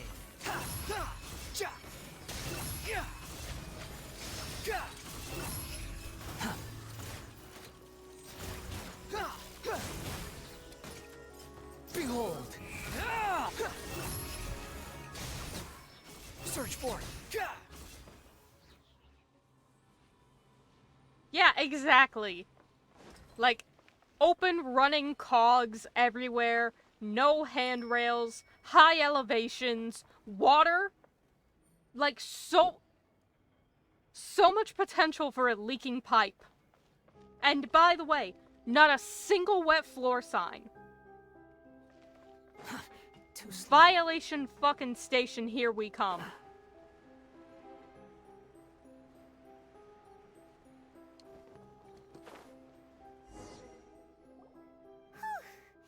After all that, we finally made it to the innermost sanctum. Though, as expected, the mastermind isn't here.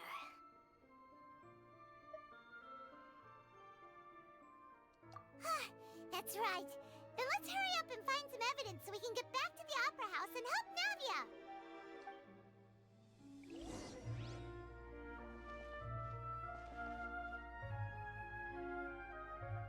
Big cog. What's all this? Aw, it's a bunch of really cute things. Pink accessories, a hair tie, a necklace, even a makeup box. This better not be shit that was stolen from the victims. I'm gonna be so upset. Oh, Paimon sees it too, but why are Oh, all these they cute are. things labeled with different girls' names?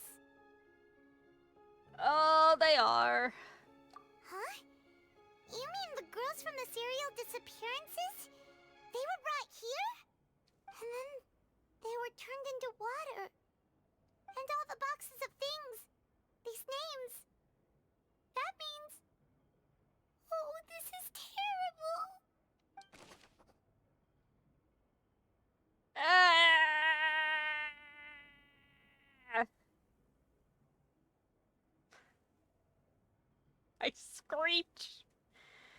God damn it, it just gets worse and worse here.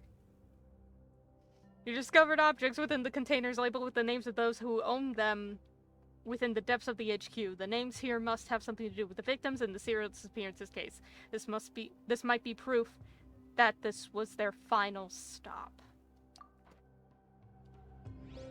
Oh. Many miscellaneous items are stored here and labeled with different names. They likely belong to the moon. Yeah, we know that. Oh. I am upset.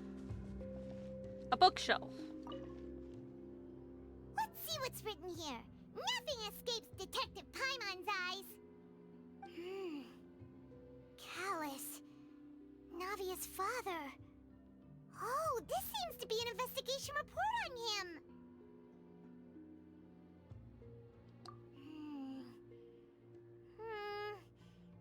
Yep, it's about finding someone to assassinate Jacques and Callus because of a lack of confidence that Jacques himself would go through with it. Damn, you put that shit in writing? You would leave a paper trail of that? Aw, buddy, come... Dude. You make it too easy. This should prove the existence of the third person, right?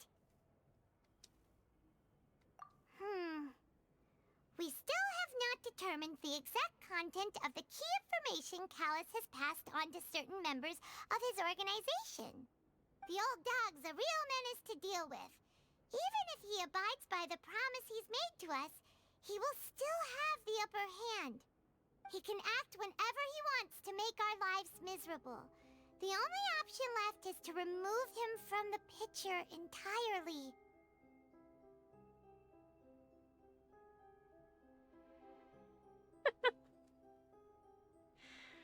Oh boy. I wonder if we've found any level of incriminating evidence whatsoever. Come on, guys. Can you make it just... like... wow. Way to spell it out. I concur. Let's send someone to kill him. He won't declare war as long as we don't touch Navia. Oh, seems like we've got a bunch of correspondence between the higher-ups. Why did they put that correspondence in writing?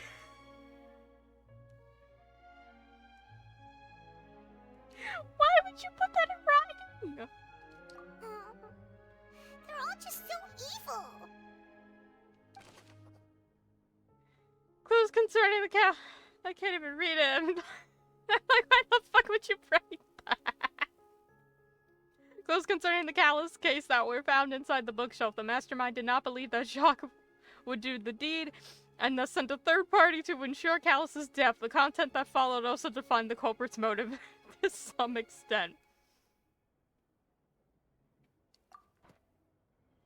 Why would you write that, though? It seems their experiments have been going on for a very long time. Yeah, roughly like 20 years. Oh my god. There's a pool. Oh no, there's a pool. Oh, I'm gonna get to you in a fucking second. What's this over here? Looks like some kind of place for research. Experiment number 16 aims to verify Jacob Ingold's research conclusions on the primordial sea and use his theory as a foundation to achieve a breakthrough. The experiment was a failure. No individual managed to resurface from the water from the primordial sea. Female specimens 22, 23, and 24 were dissolved. Damn, I...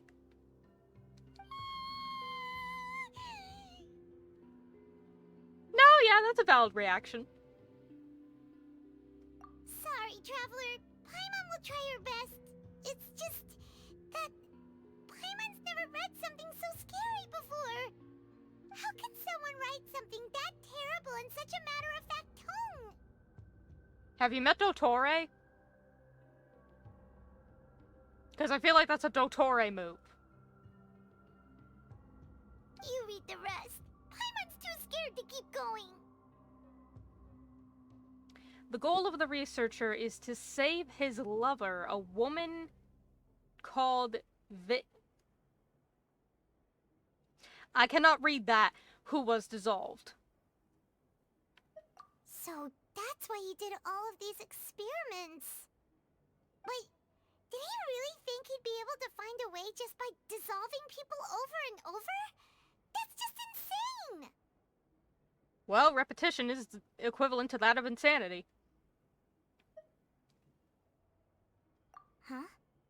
Isn't that the name you heard by the fountain?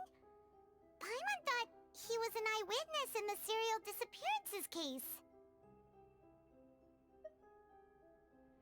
Oh, he is the research... Oh! Okay. You mean Vacher is the one who did all of these... experiments? Oh, okay. That explains a lot. Alright. So she got dissolved right in front of him, and then he spent the entirety of the rest of the time trying to bring her back. The only way he knows how to do that being all of these experiences. So he's the boss of this entire ring. Presumably. Which is really awful when you consider that she was like, if you ever find him, tell him to just forget about me and move on. I just want him to, you know, live a happy life. Let him know I'm, like, I feel free here, almost. And it's like, god damn. So that's it! Vacher was no victim, but personally took his lover and... No, that's not it either! If that's the case, why would he want people to resurface from the water? Okay, well, something happened to her. In any case, Paimon will write it all down. So we kind of have to figure out what happened to her to instigate all of this, basically. Experiment number 16 aims to verify the experiment was a failure, no individual, yeah. There are many records like these, we just read that. Okay. Vacher didn't care how many victims he had to dissolve in his quest to bring his lover back to life. Yeah, well, could he care a little bit? It's causing a bit of an issue.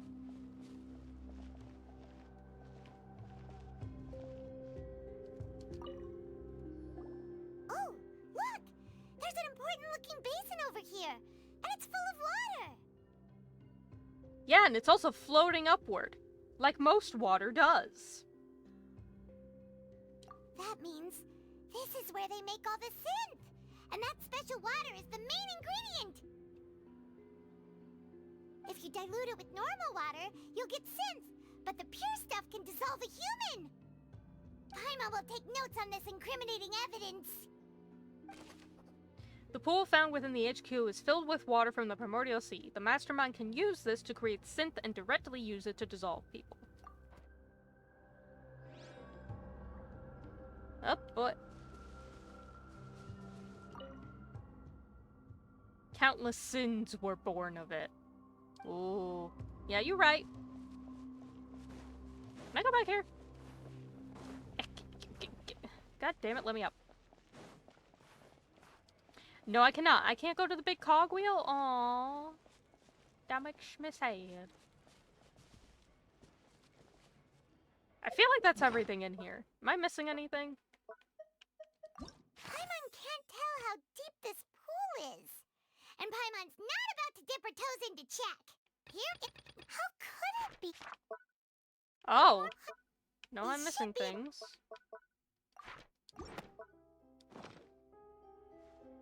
¿Dónde?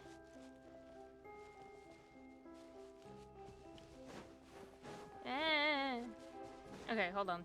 There's a shiny. Whoa! There's so much synth here!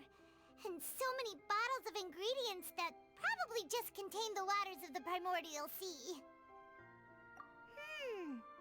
Mixing in progress, Ready to drink? Stock sample? Huh. They've also got all the synth pretty clearly labeled.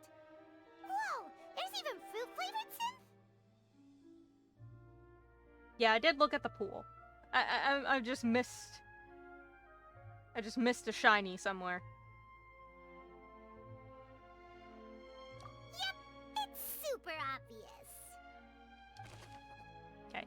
A popular potion circulating quite widely. It gives the drinker a very pleasant experience for a short time, but its side effects are equally strong. The producer uses these special characteristics to earn a massive profit from its trade.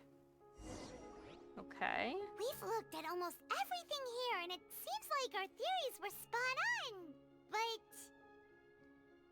Yeah. Yeah, we haven't found anything that reveals his true identity. No wonder even Nervalet wasn't able to find anything. Whoever it is probably destroyed everything to do with that name a long time ago. That way, even if we bring all this back to the opera, we won't be able to identify the true culprit. Alas. A fool. Sure thing. Paimon won't admit defeat to this guy either. Look for clues. Why howdy, that's a good question. You take that side and Paimon will take this side. Check everything carefully. We'll find something for sure.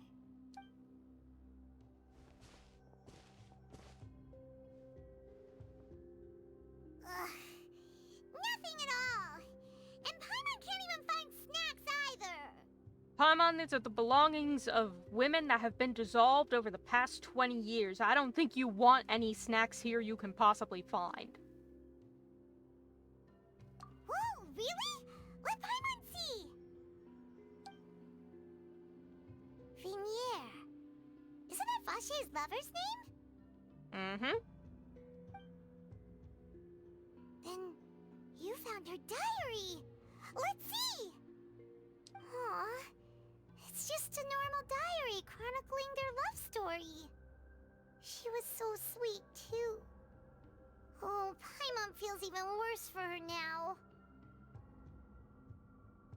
You can't see it, my head's blocking it. It's a list of baby names. God fucking damn, man.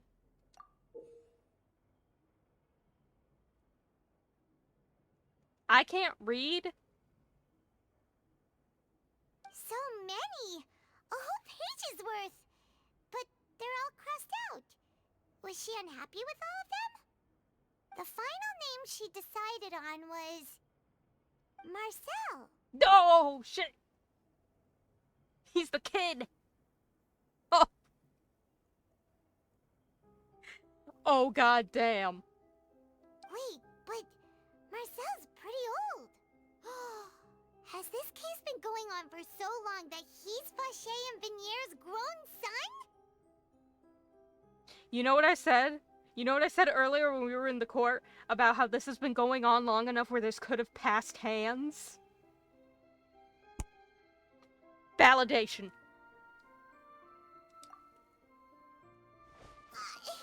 Hey! Paimon still hasn't figured it out yet. A notebook belonging to a lady named Vinier, I want to say. She records many stories of her time with her lover Vache. On one of these pages, she prepared many names for their future child, and the name she settled on in the end was Marcel. To the courthouse! Run! Run for your lives! And whose image do you see, Marcel? Is it a man named Vache? Huh. Or should we say, your father? Oh, so you do know that name. I'm merely surprised you'd suddenly say the name of someone I've never even heard of. Bitch. I was waiting for you to say that.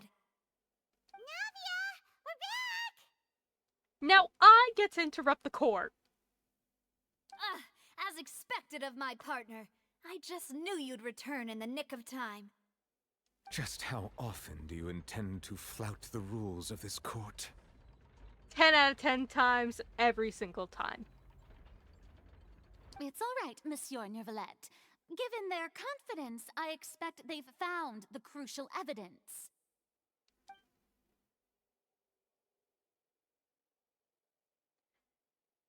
Oh. Oh, you motherfucker. Oh, you fool.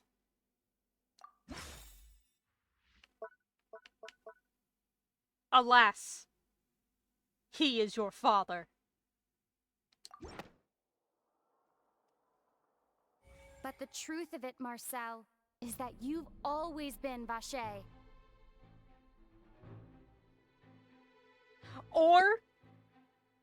Or I'm a liar and he just took the name of the kid that she wanted to have. That could be it. He just gave himself a fake name.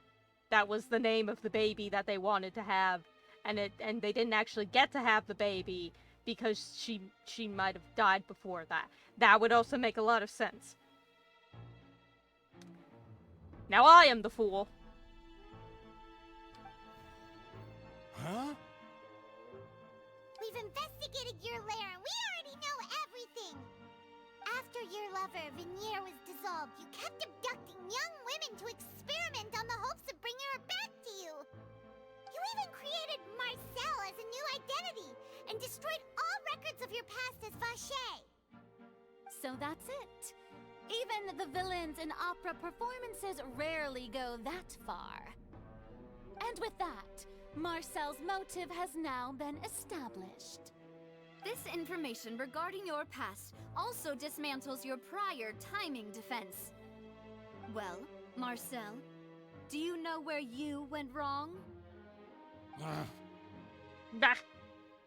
You fixated your gaze on the lover that passed away, instead of paying attention to the living people around you. So, you never noticed how we changed, or how we grew as individuals. You also never understood Boss's real expectations for his daughter. Or our determination to see things through. Your determination. Mr. Marcel, please speak up now if you would like to defend yourself. Otherwise, the trial will move on to the next stage. Thank you, Neuvillette, for keeping us on track. Do you really think I wanted to do any of this? Pay attention to you? What for? Have you ever paid attention to me? Ever empathized with my pain? Ever known how it feels to watch the love of your life dissolve right in front of your eyes? They may not know the feeling of their loved ones dissolving right in front of their eyes, but they may actually know the feeling of their loved ones being dissolved. Because you dissolved them. Because you're a dick. No one helped me. No one even believed me. All those decades ago, even the officers from the Maison Gardiennage were laughing at me. They said there's no way a human being can turn into water.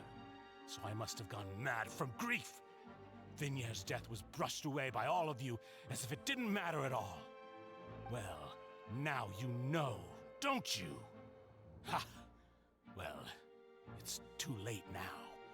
All those who were dissolved are gone forever. You only have yourselves to blame.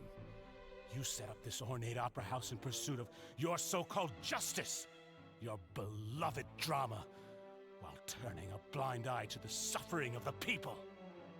Venier is dead. We promised each other that we would always be together. Wherever she goes, I will follow. See, you say that, but then the easy out would have just been to dissolve yourself.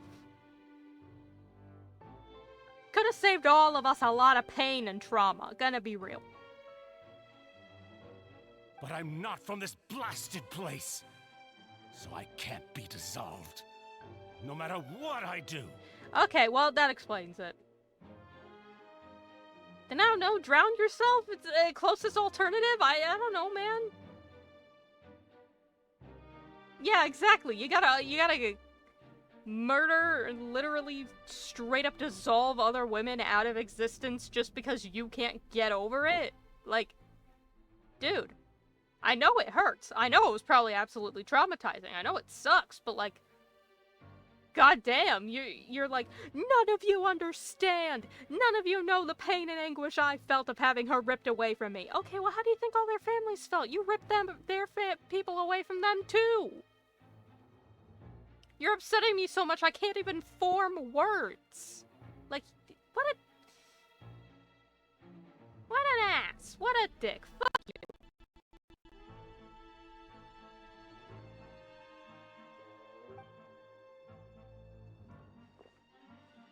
Hey, is that water from the primordial sea that he's drinking?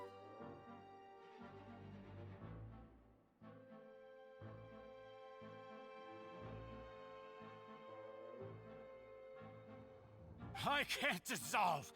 Can't dissolve! Can't dissolve! Do you all see? I can't go! I can't follow! So if I can't go where she is, what choice do I have but to try to bring her back? I did all of that, and in the end, that accursed Callus still got the better of me. Sir, that bottle is teetering on an edge. You can't see it. I'm in the way. That bottle is teetering on an edge, and I'm worried that something's gonna cause it to topple over, and we're just gonna have a really bad tragedy on our hands. That I don't trust this. This fills me with fear.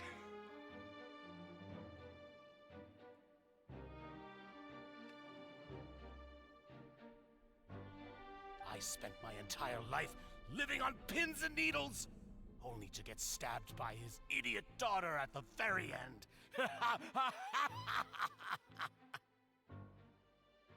The suspect is exhibiting signs of mental distress.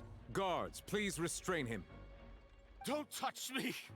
Don't anybody come near me! I still need to save Vignere. I promise. We made a promise. I'd stay away from that guy. He's got a bottle. He's got a fucking bottle. Vignere! Please, Vignere! Don't think badly of me. All I want to do is fulfill our promise. At this point, the verdict of this trial is clear. With Mr. Marcel's conviction, the charges against Mr. Tartaglia no longer have any basis.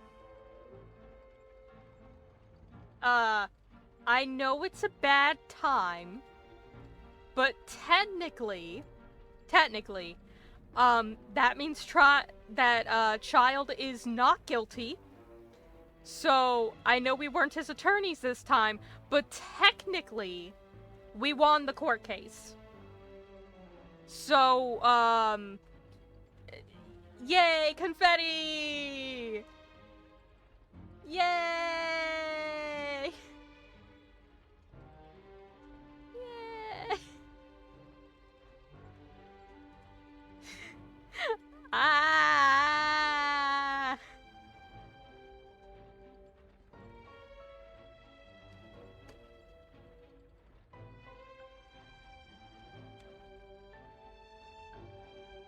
Fine by me. I was in a bad mood, but after a show like that, I'm actually feeling pretty good. Child, about 20-something women are dead. Traveler, please submit all the evidence you have collected to the guards, so that I might review and summarize the truth behind the serial disappearances case. The man now known as Marcel was originally named Vacher, and worked as an adventurer with his partner and lover, Vignere. During an underwater expedition, Vignere accidentally came into contact with water from the primordial sea, and was dissolved in front of Vacher as a result.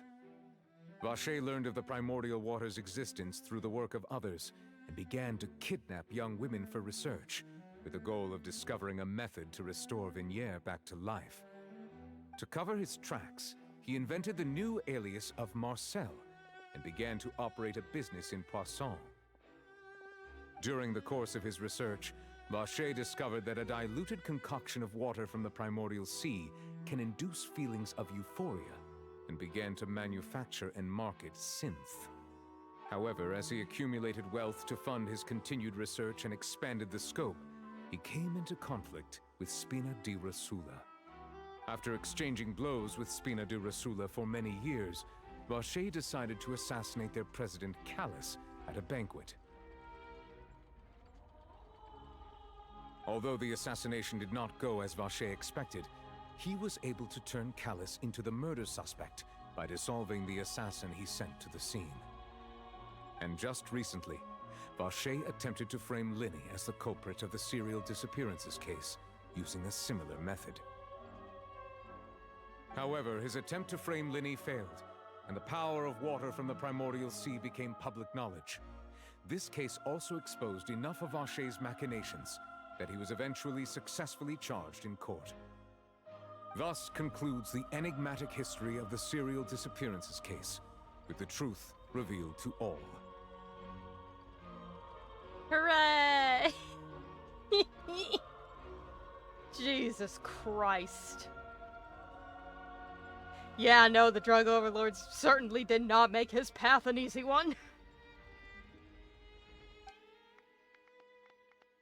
There is a child in the audience. Like, they bring the kids to this place. Alright, kiddos. It's time. You ready for your afternoon entertainment? Yeah, Dad, let's go! And then they walk on in, and it's like, this woman has been brutally murdered. And they're just talking about, like, the fucking Jack the Ripper cases, you know? And it's just like, bring your kid!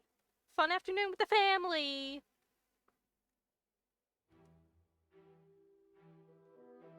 The Oratrice will now deliver the final verdict regarding the charges against Mr. Vacher.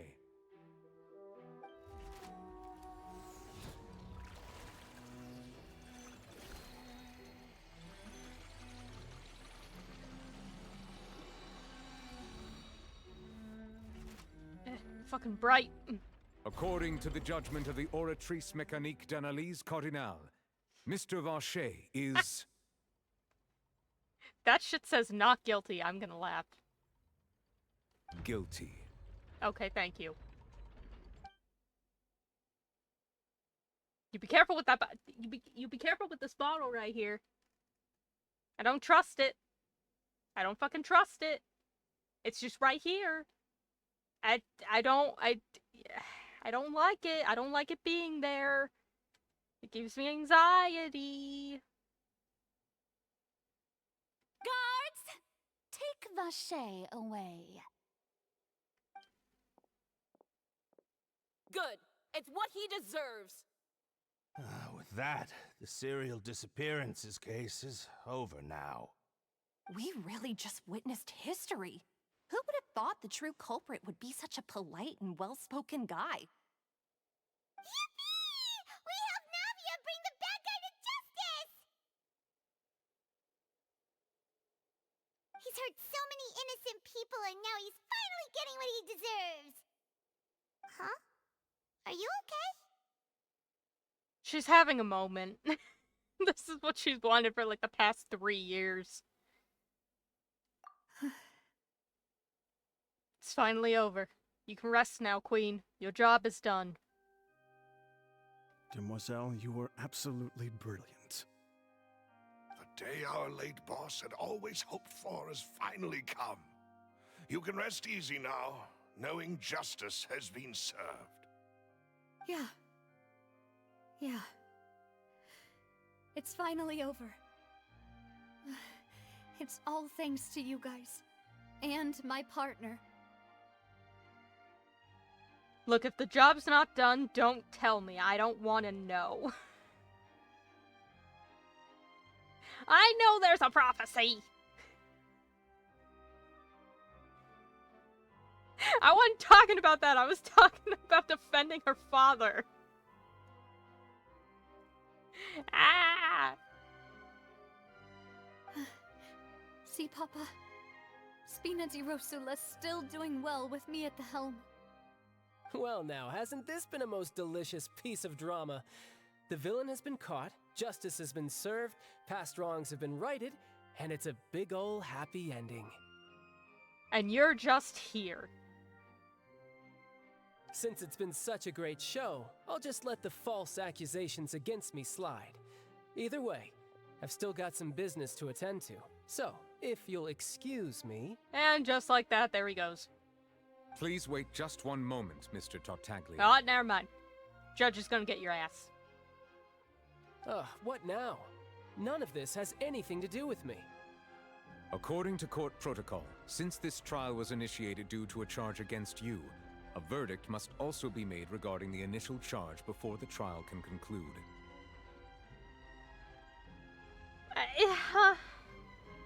Yeah, okay, sure. Yeah, alright. Fucking... Sure. Oh, come on. Is this really necessary? Haven't you already caught the real criminal? Isn't it time for side characters like me to exit stage left? Please respect the laws of Fontaine. This has always been the rule. All right, but this sure is a lot of hassle. All I need to do is stand over there, right? Let's just get this over with. Just climb on up back to the balcony for like an extra 5 seconds of trial. Through evidence presented in the public trial that was just held, it has been established that Mr. Tartaglia has no direct connection to the serial disappearances case. The guilty party has been identified, and thus it is logical to suppose Mr. Tartaglia is innocent of the charges. We now turn to the Oratrice Mécanique d'Analyse Cardinale to render the final verdict on the charges. I will also once again laugh if he is found guilty.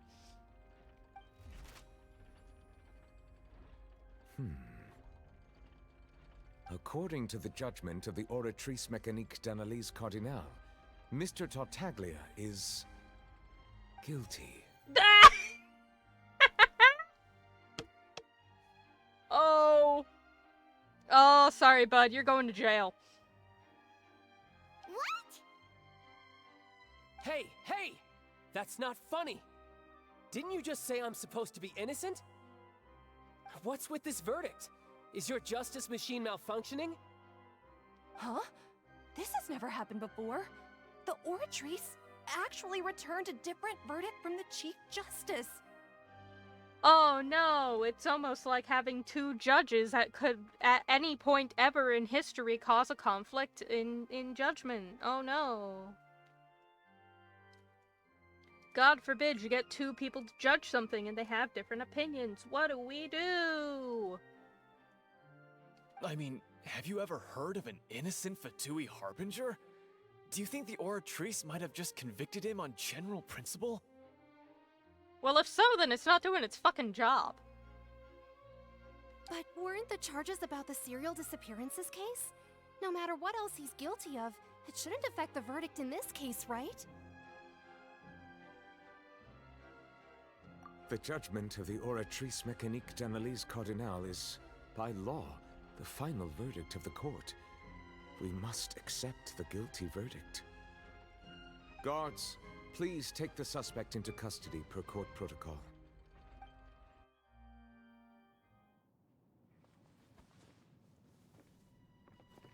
Oh, there he goes.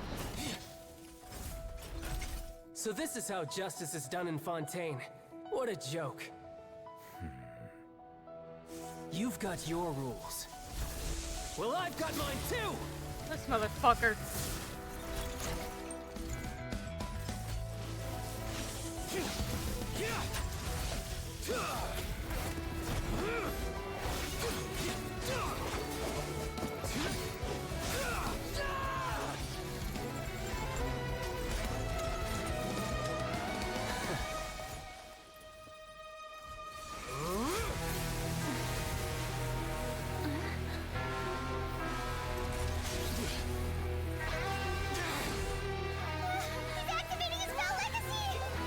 Oh, he's fully going for it.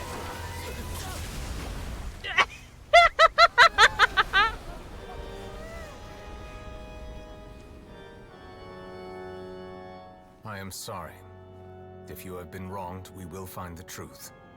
But the rules of the court, must be upheld.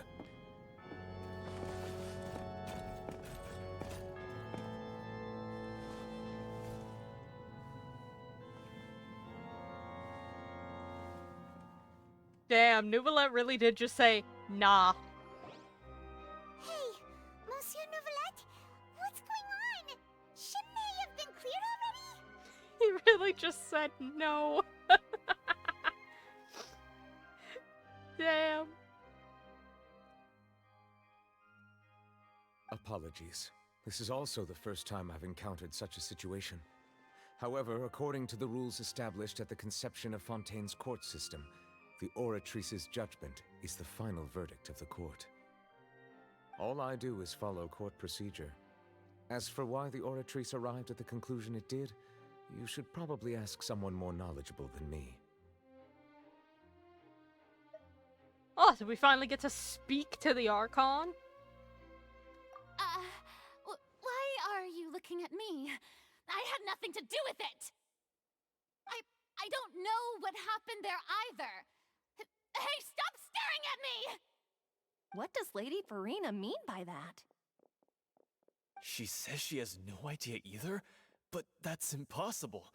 Didn't she create the Oratrice herself? Yeah, so are the verdicts reliable or not? Can results like this really be called justice? Oh, how easily thine people be swayed.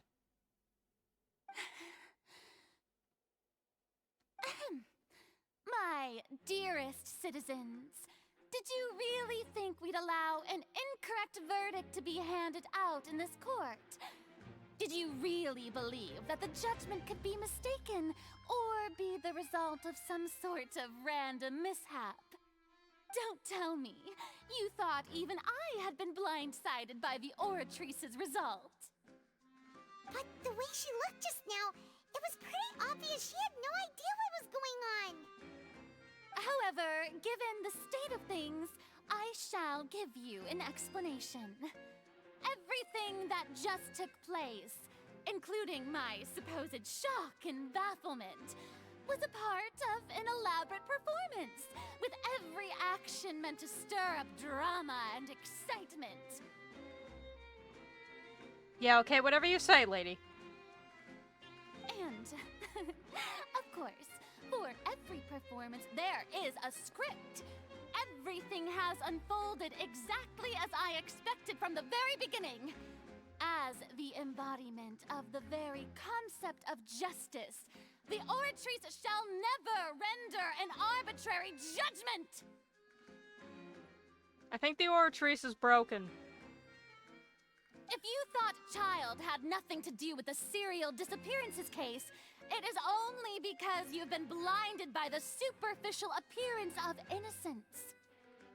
Everything he's done, not to mention the danger he poses, are beyond ordinary comprehension and completely unforgivable!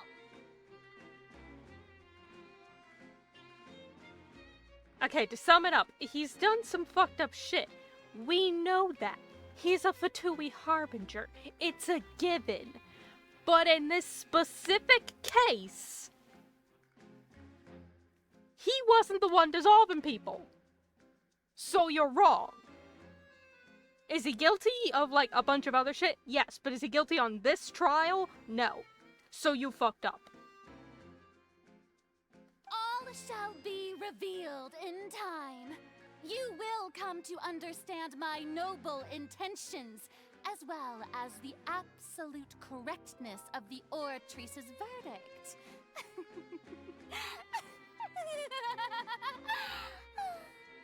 Now, having said that, although I hate to leave things hanging in suspense, it is now time for this performance to end. As the lead actress, I shall be the first to take my leave. Toodaloo! Don't you fucking toodaloo me. So she chose to make her escape after all, did she? Yeah, what'd you expect? So you're saying we shouldn't put much stock into what she just said? She probably just put on that performance to save face. As for the truth, it's unlikely that she actually has any idea. However, please be assured that I will continue to investigate this case in a personal capacity. Just as I promised, if the judgment has been incorrect, we will do our utmost to clear his name. Alright. Even though we feel pretty badly for him, we'll take your word for it for now. After all, he's done plenty of bad stuff, so he should have known he'd go to prison someday, right? It depends. Oh, hi, Nibbler. How you doing? Oh, Monsieur Nervalet! That power you showed when you took him down. Who are you really? Don't worry about it. I'm the Chief Justice of Fontaine, of course. If officers of the law lack the strength and capability to enforce it, then it makes a mockery of justice. So don't worry about it.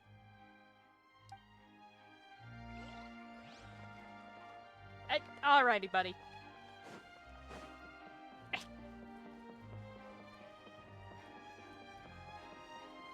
Snobby up there? I don't think so.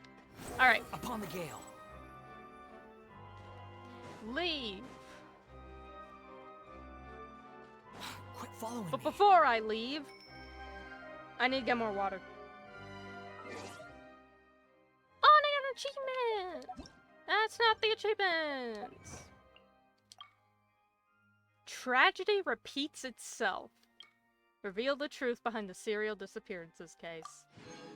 Damn. Alright. Quick break. I'm dying.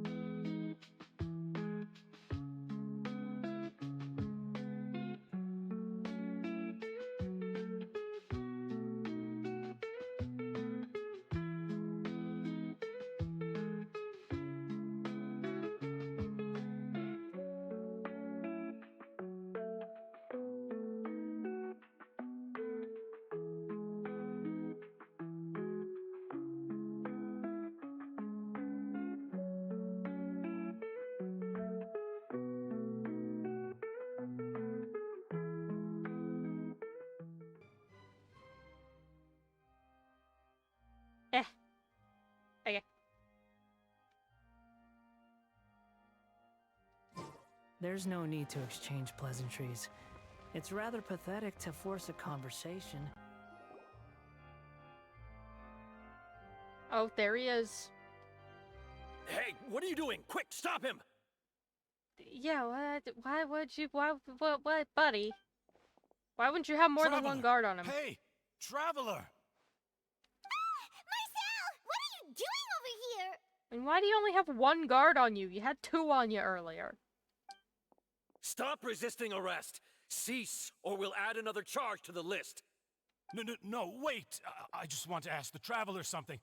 I'm not looking to run away. Please, please, just let me ask this one small thing. Go on. Thank you. Thank you. I was being led away when I finally realized something. Where did you first hear the name Vacher? Ah. It's time for the fountain. For you see, in your attempts of tragedy, you made one fatal mistake. You drugged Lumi. And as you see, Marcel, or should I say Vacher, me and Paimon had one little bit of a trip over at the fountain right out there, and let's just say we may have met someone who told us about you, which led us to where we are today. I erased all records of that name. So, unless... Are you still trying to prove your innocence? Give it up. You've already been convicted. Really? You did? You're sure? You met her? But how could that be? How did you manage to do it? Drink. The Fountain of Lucine? Then she's been so close to me all along. And I just never... Please give me a chance to talk to her again.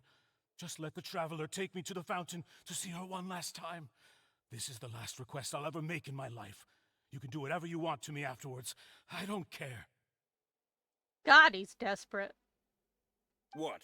Give an inch and you want to take a mile? Do you think serial killers get to make requests like that? Paimon agrees. Why should we give him what he wants when he's only done a ton of super terrible things? This request, is it worth as much to you as your life?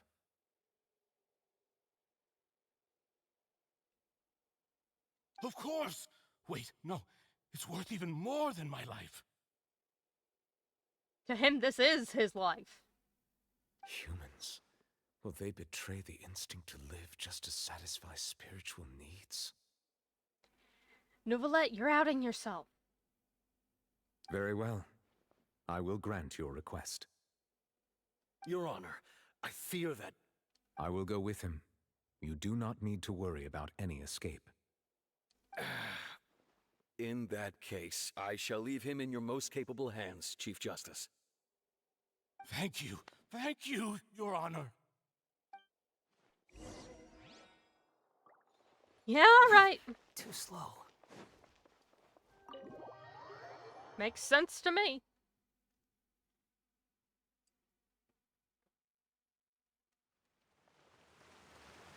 Da, da, da, da, da, da, da. Tragedy at the fountain. And suddenly it's night. Is this the place? You said she's here, but what do I need to do to see her? Just drink. Just take a swig. Take a big old heckin' swig, and then go into the fountain and take a nap. That should do it. Yeah, and even Paimon could hear her after drinking that thing. Didn't you just drink a lot of it on the stage as well? Oh, in that case... Vacher! Ah! Yes, that's it! So you heard it too! Vignier, it's me! It's me, Vacher! Vacher? Vacher! I'm here! Where are you, Vignier? I'm coming for you. I'm finally here for you. This man is about to go on one hell of a drug trip. Hey, wait! Be careful! Hey,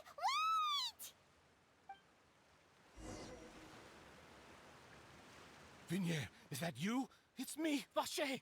Vignier! Vacher? Why did you come? Didn't I say? You don't need to look for me. You look a lot older than I remember. How long has it been? It's been more than 20 years. I've suffered for over 20 years since the day you left. All this time, only the thought of bringing you back has kept me alive. Nothing else mattered to me. I must be dreaming. Who would have thought I'd get the chance to tell you all of my feelings like this? Vignier, you are my everything. I really don't know how I could live without you. You already have. You've already lived without her for over 20 years. Jesus Christ, man. But Vacher, if you ask me, this world would be better off without you. What are you saying? She's saying you murdered people. If not for you, I would have finished my law degree and probably become a top-tier attorney one day. If not for you, I would have continued to pursue my love of the arts, and my works would have been displayed in the Palais Mermonia itself. If not for you, I would at least have been able to take care of my mother. And she would not have grown old and died alone, with nothing but the tears on her cheeks. It's all because of your selfishness, Vacher. It's all because of you. Damn, okay, go off. Wait, you are not Vignier. Who are you? You're right. I am not Vignier. I am the sacrifices. Damn, even more go off. Every woman who died by your hand, as our bodies dissolved, our consciousnesses flowed back to the primordial sea. Our thoughts circulated endlessly within the primordial sea, and we were no longer individuals, but we became one, just as streams of water come together in the sea. I'm Cressy. I'm Lemony. I'm Azine. The only one I am not is Vignier. Why? But then, where is Vignier? She doesn't want to see you anymore. Every tendril of her consciousness is avoiding you. This is what you get for your selfishness. Your selfishness robbed us of our lives and our futures. You said time and time again that you'd do any and everything for her. But did you ever consider whether she'd want to see you do the things that you did? If she would despise you for what you became? It's almost like you're dumbass. Jesus Christ. Oh my god. Motherfucker, what have I been saying the entire goddamn time?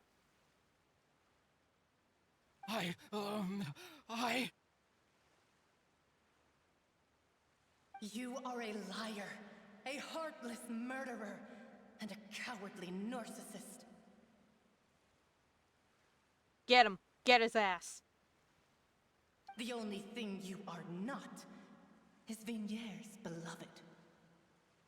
From the moment your first victim died and her consciousness merged with Vignier's, she has had nothing but pure hatred for you. Oh, we're just standing in the back.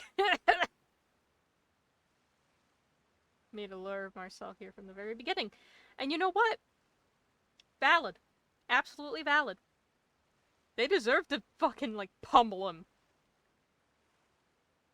No! Yeah! She can't hate me. Let me see her. Please! Have mercy! You still don't understand. When I said don't look for me, That came from the real Vignier. She really doesn't want to see you anymore. But on top of that, she also said that because it's her final drop of pity for you. She said that because she knew that if you did come here, we will show no mercy to you. Get his ass, girls. Get his ass. Vache. Vache? Vache. Vache. Vache. Vache. Drown. Oh, okay.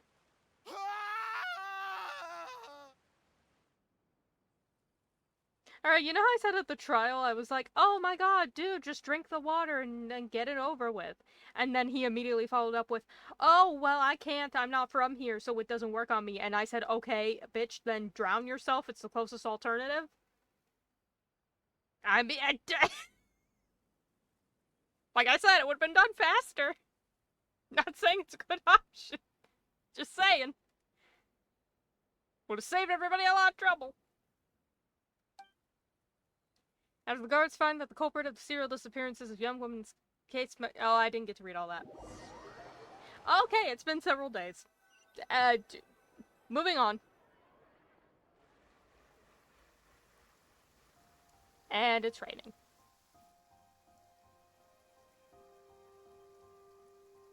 Finally, we have some time to do shopping. Gosh, it's really been a long time since we've been able to relax. Oh god, my legs! Oh! My poor fragile legs. Someone get me my cane.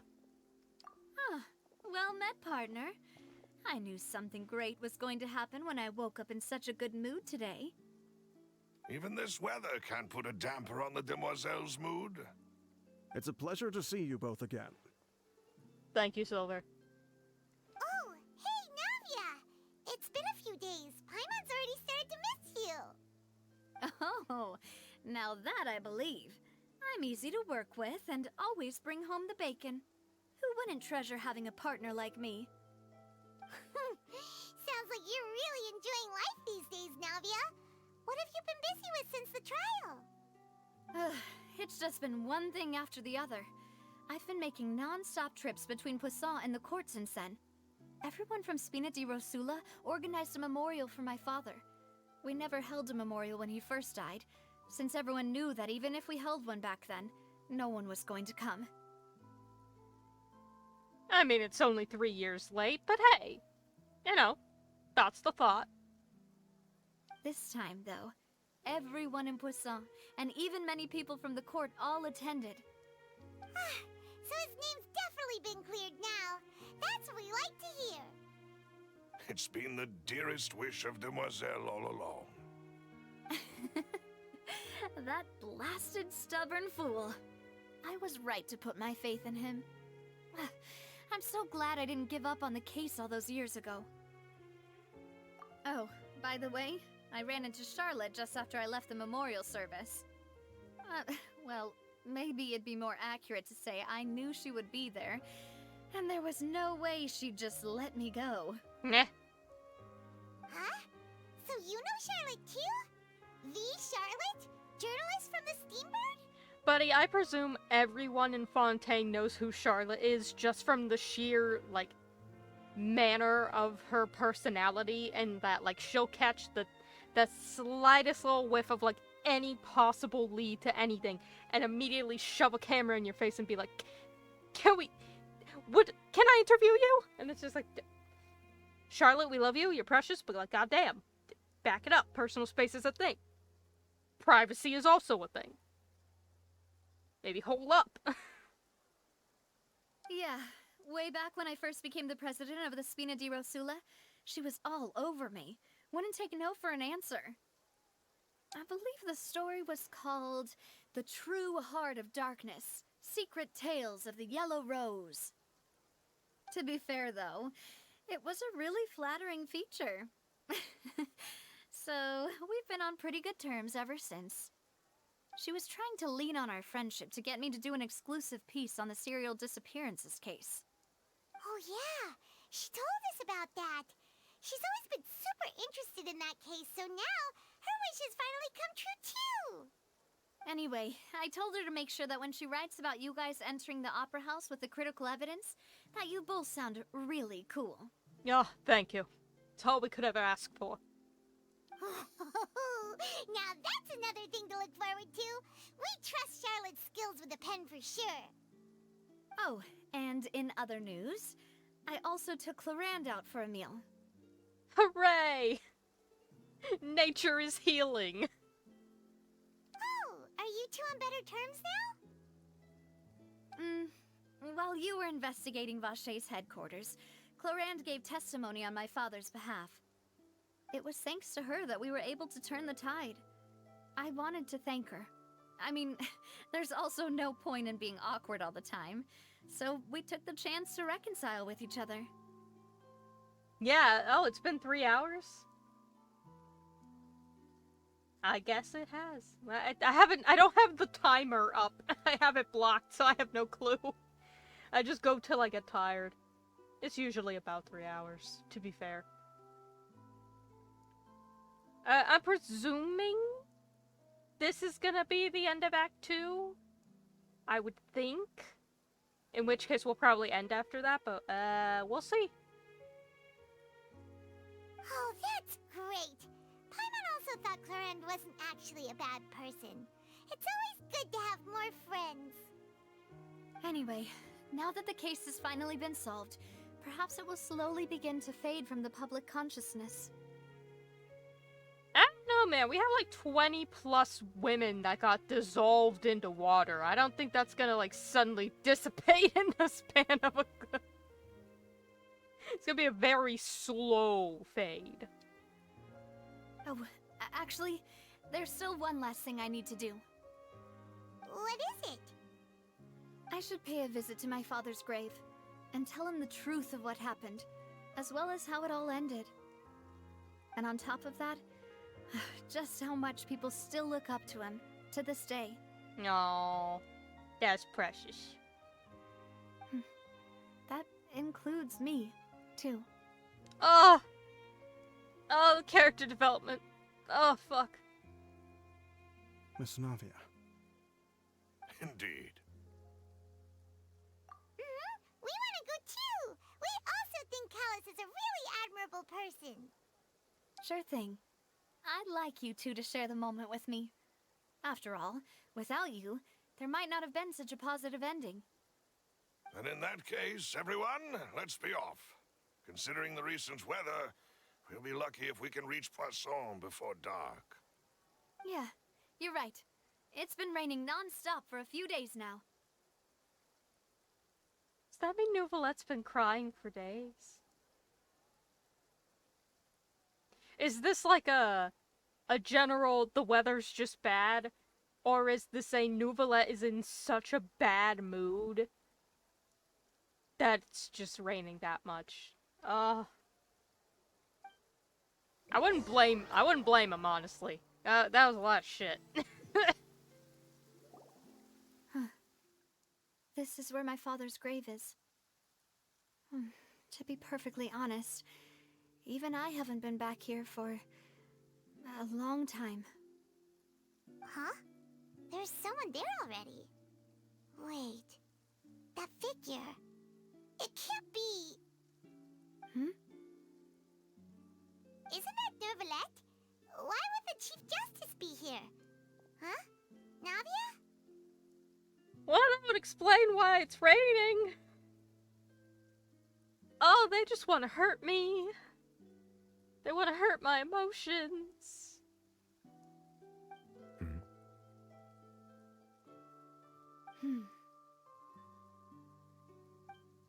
My apologies. I should have asked before coming to pay my respects. Don't say that. Sorry about that. Oh, I was trying to say there's no need for you to apologize. I wanted to show my father how much I've grown, but still, I doubt I've grown to the point that even the Chief Justice would feel compelled to apologize to me over and over. In that case, I will stop apologizing for now. You really could use some pointers on understanding human emotions, Monsieur Neuvillette. In any case, why did you come to Poisson? Well, ever since that day, I've been turning a question over and over in my head. Just what is justice anyway? Well, it's definitely not the fucking Oratrice. There was once a time when I didn't want to believe that there could be anything more important to humans than life itself. Oh, rather than that, it's probably more truthful to say I didn't believe humans were capable of resisting the most basic instinct of living things. That they could rebel against their own nature, or consider certain things to be more important than their own lives. Which is also why I didn't stop your father from beginning that fateful duel. I believed that a truly innocent man would never throw away his life like that. That there was nothing, should have been nothing more important than one's own continued survival. But Mr. Callus proved me utterly and decisively wrong. He's learning. If not for his sacrifice, the serial disappearances case would have remained unsolved to this day. It is interesting to note, that Navia,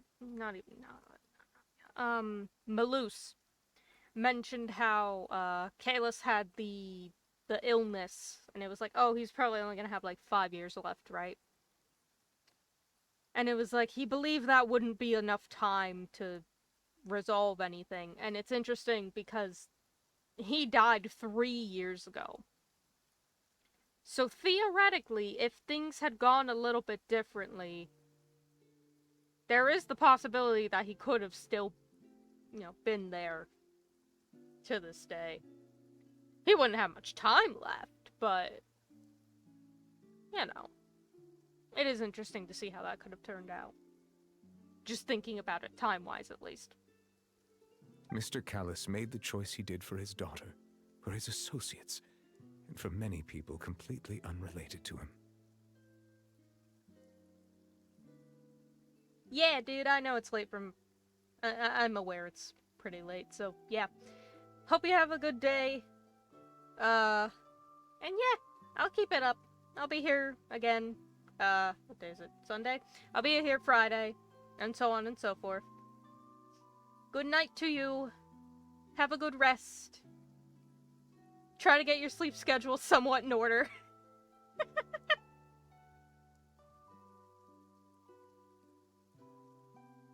And in the end, from a certain perspective, one could say that he did it all for the sake of justice. A justice that's higher than life itself. So, you asked me why I came here. I just wanted to say my apologies to Mr. Callus in person.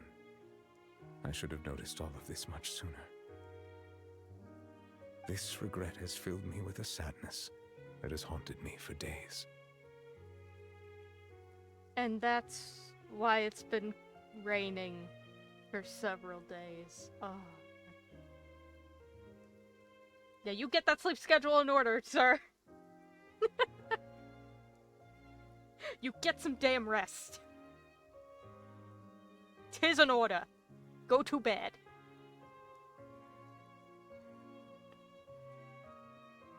Oh, Neuvillette, you're trying.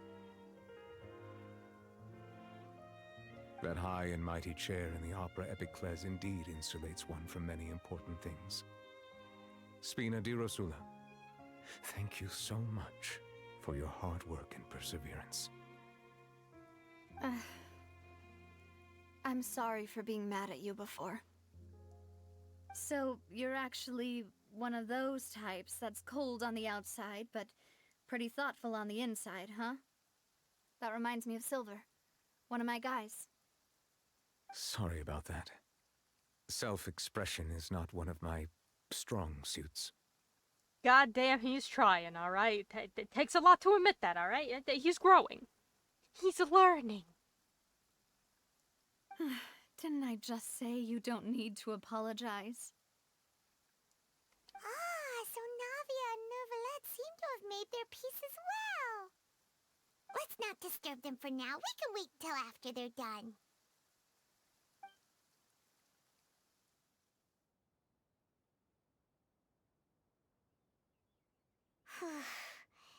Paimon's never paid respects at someone's grave before. Did Paimon do anything rude there? I think usually I'm supposed to fly around the grave. And we're back to it. Huh? Oh, Paimon didn't know that was a thing. But Paimon doesn't know what she would do if she can't fly. Oh no. Paimon hopes Miss Navia won't be too mad. Oh, Lumine. Oh, you smug bitch. I love you. Anyway, Neuvillette is still standing around there. It's not often that we can catch him alone like this, so why don't we go talk to him for a bit? If we can't talk to Lady Farina, we can at least talk to him, right? Also, it's not raining anymore. They had a pleasant conversation and he finally was able to, like, let out a lot of the shit he's been holding this whole time. Oh. This game wants my heart to die.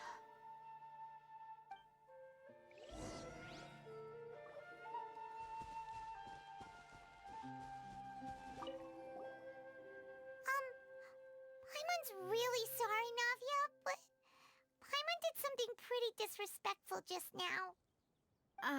What are you saying, Paimon? I don't think I get it.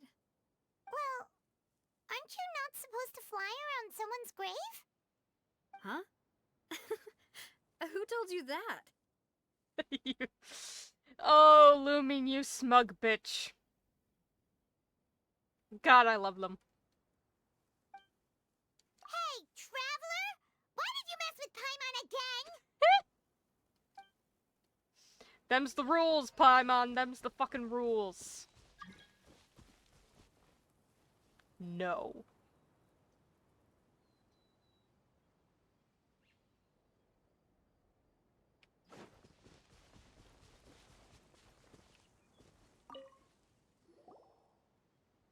Oh, it's you two. Did Miss Navia invite you to come pay your respects to her father? Mm-hmm. We ran into Navia on the streets today, so we just followed her here. I see. Then is there something that I can help you with? Well, it's pretty hard to run into you like this, since you're usually super busy. So we figured we could try to ask you a few questions, if that's okay.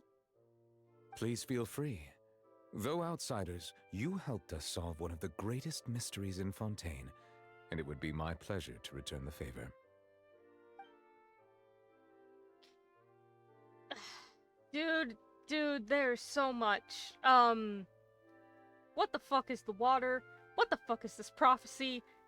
Is Child just gonna stay in jail? Can you please give me info about my sibling? That's like the main reason I came here, and I keep forgetting. It's been 5 years. So, at court, the bad guys referred to that special water as water from the primordial sea, but what is it really? Truthfully, that name is already quite accurate.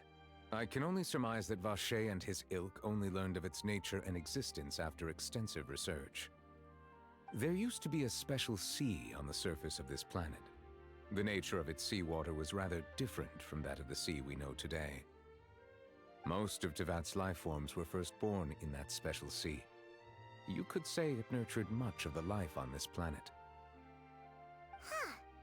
So it really was where everything began. It makes sense to call it primordial then. But today, the primordial sea no longer exists on the planet's surface.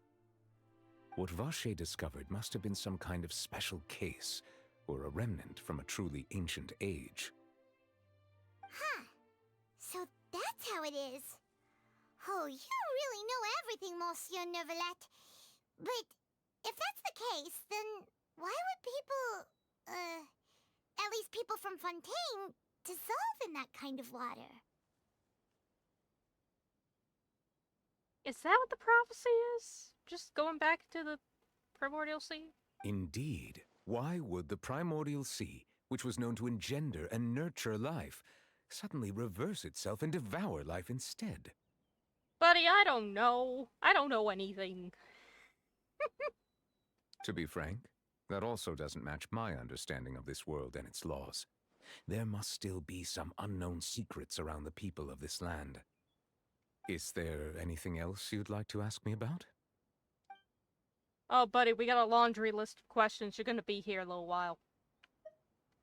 That the sea levels will rise and everyone will be dissolved in water, leaving Farina crying alone on her throne, but the sins of the people will be finally washed away for good. Thank you for the recap. I legitimately forgot. Does that appropriately summarize the version you've heard? That's right! It was Lenny that told us back then. And that about covers all the main points. Yes, up to the present, I think we reached a point where we have no choice but to confront this prophecy directly.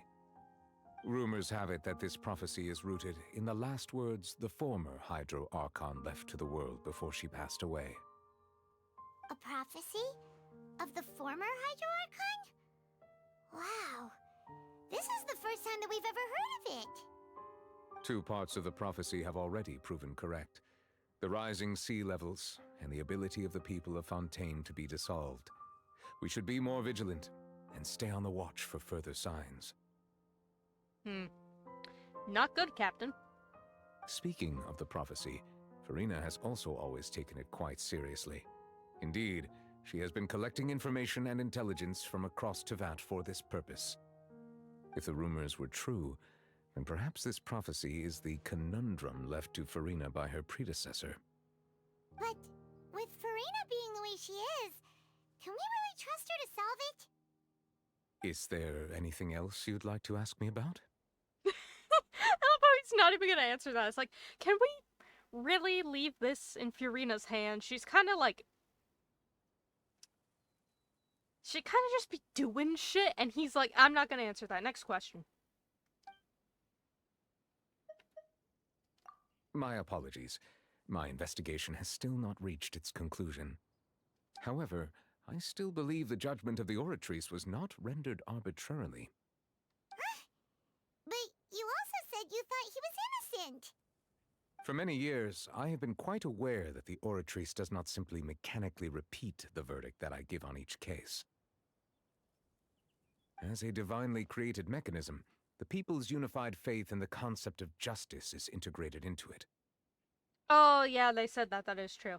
So, if I recall correctly, it takes everything that was heard during the trial, and then also Neuvillette's, judgment, plus the thoughts of everyone in the court.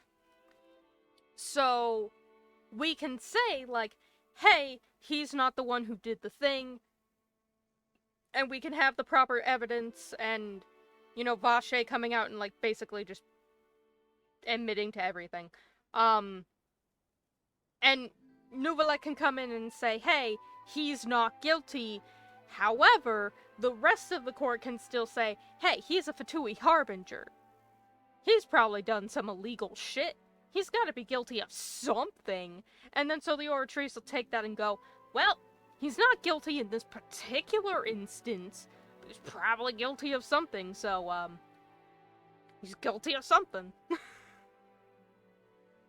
Not only can it produce the incredible power of indemnitium, but it likely also possesses other traits, such as self-awareness. Which is all to say, I've been prepared for a situation like this for a long time. So when Lenny told us that he heard a human voice from the room where the Oratrice's core is stored... I was not aware such a thing had occurred. Perhaps that could serve to prove my conjecture. I will add that to the list of items to investigate. The Oratrice just be saying shit. In any case, I am inclined to believe that the Oratrice does have a methodology all its own. We just do not have enough information.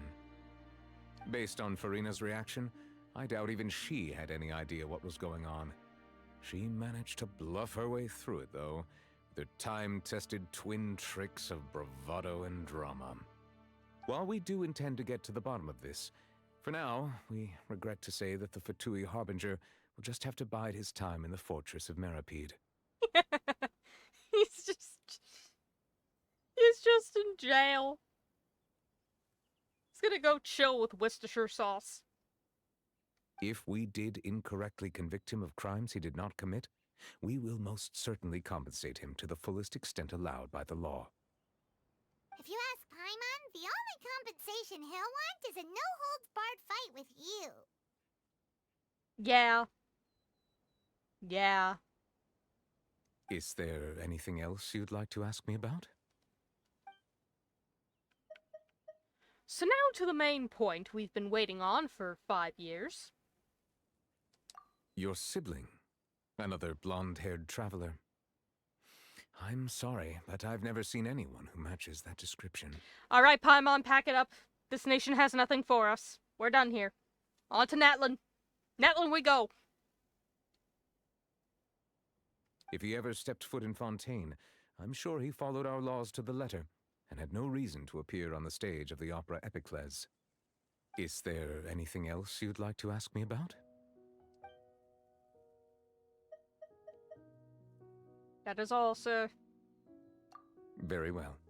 It was my honor to provide you with what answers I could. I very much enjoyed conversing with you. It will soon be time for me to leave this blissful tranquility behind and return to Palais Memoria. You really are super busy, Monsieur Neuvillette. Paimon thought you only came here to pay your respects today because you had the day off. Crime and villainy do not have the day off, and so justice must work around the clock as well. This is merely the nature of a justice's work. All right, you've got a point. Huh? Paimon just noticed that the rain has stopped. God, that took you forever, Paimon. I pointed that out like 10 minutes ago. Yay, Act 2! You know, we've been walking around for a while now. Why don't we go back to the Spina di Rosula base in the court of Fontaine and have a rest? How about we don't? Navia said something about having a place ready for us there, didn't she? Come on, let's go! How about we call it a night? Oh. Oh, whoops. Wrong button. It is done. Give me my free shit. Oh, yeah. More wishes for Durin. Which we will do. In the next stream. Because the update is supposed to be on the 3rd. So we will do that then. I am not going to go there. Because it is late and I am tired and that would take too long. So, with that, that is the end for us today. Jesus Christ, I've been here almost 4 hours. It's getting worse. But wow, we solved the case! And Child's in jail. What more could we ever ask for? We won a court case, we won 2 court cases, we solved a case of serial, dissolvings, and Child gets to spend a good old night in jail. That's all we could ever want. Thank you for coming. Good night.